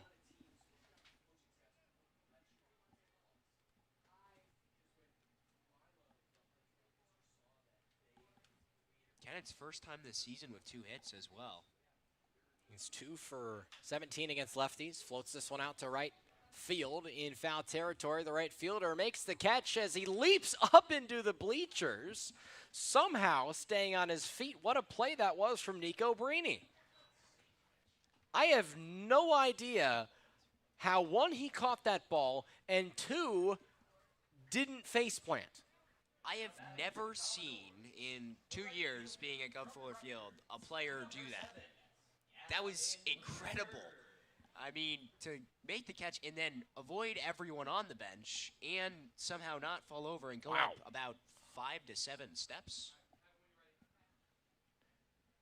So the first pitch to Gavin Greger misses inside. Falmouth down to his last 2 outs. They've not scored since the 4th.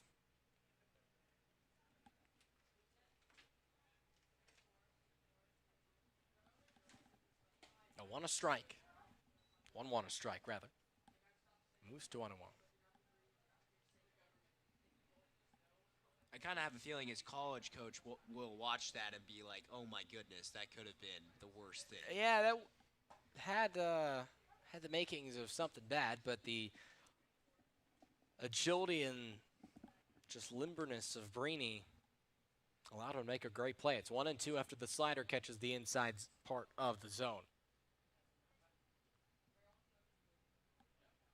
Gregor swings and misses. Here's the drop third strike. James down to Coates. And it's in time. Falmouth down to its last chance in Austin Maley. Now batting for the Commodores, the second baseman from Gateway Community College. Harwich has a real chance to escape this game using just 2 arms.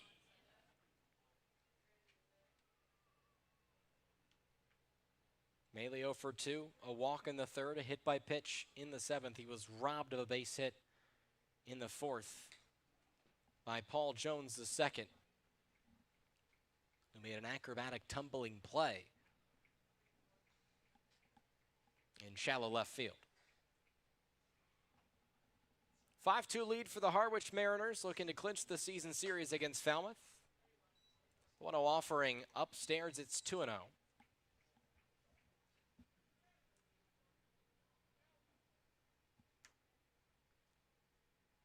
Infield shifted to the left side. To a pitch called a strike on the inside corner.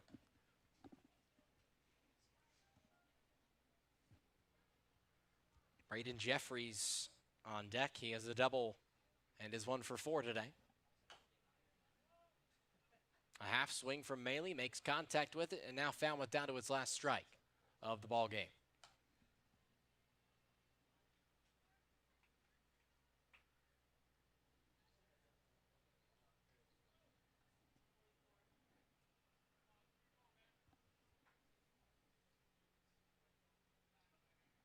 The right-hander Zierman ready to go with the 2-2. Called strike 3 on an off-speed pitch down the middle, and that is the ball game. Harwich dominates. It's a 5-2 victory. And the pitching got the job done for Harwich. The hits came aplenty, 12 hits. But Falmouth was only able to muster 2 runs in the 4th. Yeah, offensively, just weren't able to get the runners in scoring position in. Once again, they had that one stretch in the 4th where the hits were coming, they were flowing. That was their moment to maybe tack on 3 or 4.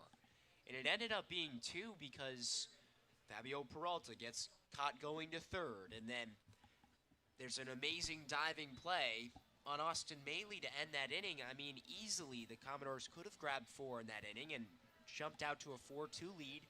But instead you go 2-2 game going into the 5th, and then that's when things really exploded for Harwich, and they end up 5-2. Well, the Doors dropped their 3rd straight. They moved to 10-15-2 on the year and 7-7 at home. And this loss makes tomorrow's matchup all the more important on the road at Cotuit.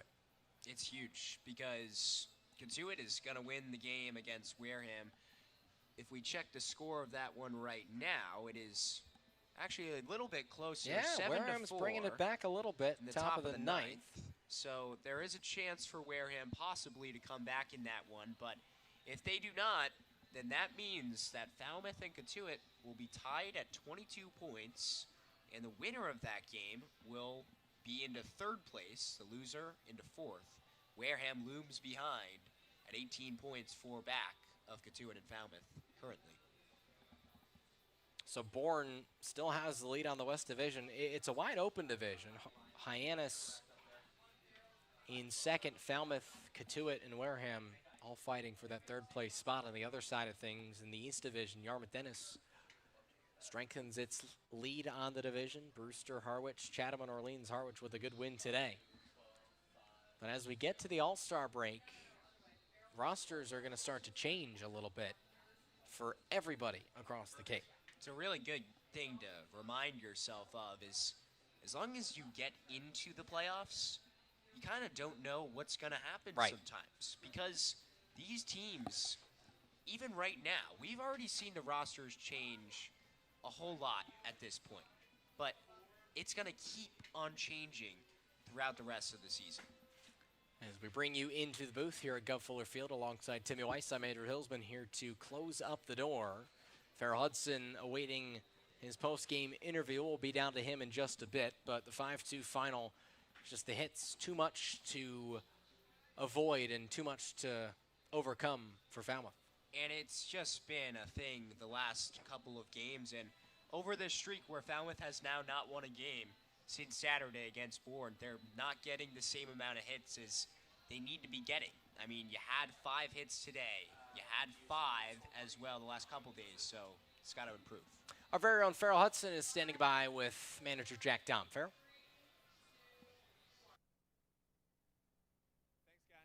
Coach, tough night in a longer post-game message than usual. What were you relaying to your team? Oh, I was just talking about, one of the stats that one of you guys told me actually is, when we don't score 4 runs, we don't win. So we need to become committed to doing the little things. But I thought we had some good at-bats today, hit into a lot of double plays. Both teams made some tremendous defensive plays out there. We had the one inning where, Rosado, he struggled a little bit and fell behind and to the wrong guys. They've got some really good hitters over there. And, they put up one big inning that cost us today. And again, all year long, you go back, and this Cape Cod baseball, if you score 4 or more runs, you're going to win games. If you don't, it makes it tough on yourself. So, but we talked, actually today we talked about winning the day. I've never talked about it to my team, but we talked about it today about what we can control, and that's what we'll do tomorrow. 4 solid innings on the mound from Braden Bergman tonight. What did you like coming out of his hand? You know what, his command's getting better and better. His secondary stuff has been outstanding his last 3 to 4 outings. Everything's a lot crisper, and that's the first time he's thrown 4 innings, he said, since his junior year in high school. So that's hard to believe, but the progress he's made is tremendous. You guys asked me at the beginning of the summer, what do you want to see from your pitchers? We want to see what Braden Bergman's doing. He did a great job. Probably I think he wanted to take one of the pitch selections back that the guy got a base hit, and then he just missed with a changeup. But his fastball command's getting better. I don't think he's walked a guy in his last 2 outings, which was a big issue for him, coming out of Baylor. So great progress, did some really good things. What were the vibes surrounding Gavin Greger's return? Oh, well, we wanted him back here. He's our Energizer bunny, and he just sticks his nose in there, and he's a tough kid. So he's going to be a great addition, with him and Turpins, and some of these guys, they're some grinders. We got to find a way to get it done tomorrow, and then we'll be able to regroup again with the All-Star break. And so find a way, we got to dig down deep and find a way to get it done tomorrow. 2 runs in the bottom of the 4th inning tonight, 2 runs in your last game at Lowell Park against the Kettleers. What offensively in your mind needs to change in order to enter the All-Star break victorious? Well, timely hits. We got some in that 1 inning. And unfortunately Fabio, he thought he had it timed up, and he got picked off over there. We just get some timely hits. Keep pitching like we've been pitching. Real happy with the way the guys are throwing, but just find a way. Find a way and worry about what we can control. Hopefully we get that W tomorrow, which will give us some momentum going into break. Coach, thanks for your time as always. Thanks a lot. Appreciate it. Guys. Thank you, Farrell. Great work as always. Well, that is all we've got here from Gov Fuller Field. 5-2 the final between Harwich and Falmouth. Harwich 5 runs on 12 hits, no errors for the Mariners. Falmouth 2 runs, just 5 hits and an error in the field. Zierman gets the win. Rosado assessed his 2nd loss of the year, and like Coach Dom said, just fell behind and missed a couple of spots. But yeah, Braden Bergman has really began to excel for Falmouth. He's been a big bright spot. And it's good to see a bright spot in a game like this. And at the end of the day, it is about getting these guys to get better. It's a summer baseball league, and you need to get these guys improvement. And that's Coach Dom's main goal. He wants to get these guys to improve, and that's great to see for Braden Bergman. And now the W's just need to follow a little bit, and there's still time, a lot of time in this season to do that. Into game 28 tomorrow, as Falmouth is going to head to Lowell Park in Katuitt for the last time in 2026. That's all we've got here from Falmouth. Production facilities for this broadcast have been provided by Falmouth Community Television. We thank them for their support in us putting on this show. So for everybody involved in this show, our wonderful crew behind us, of course, our sideline reporter, Farrell Hudson, of course, for Timmy Weiss, I'm Andrew Hilsman saying so long. We'll talk to you from Lowell Park tomorrow afternoon as Falmouth faces Katuitt in the last game before the All-Star break. Good night, everybody.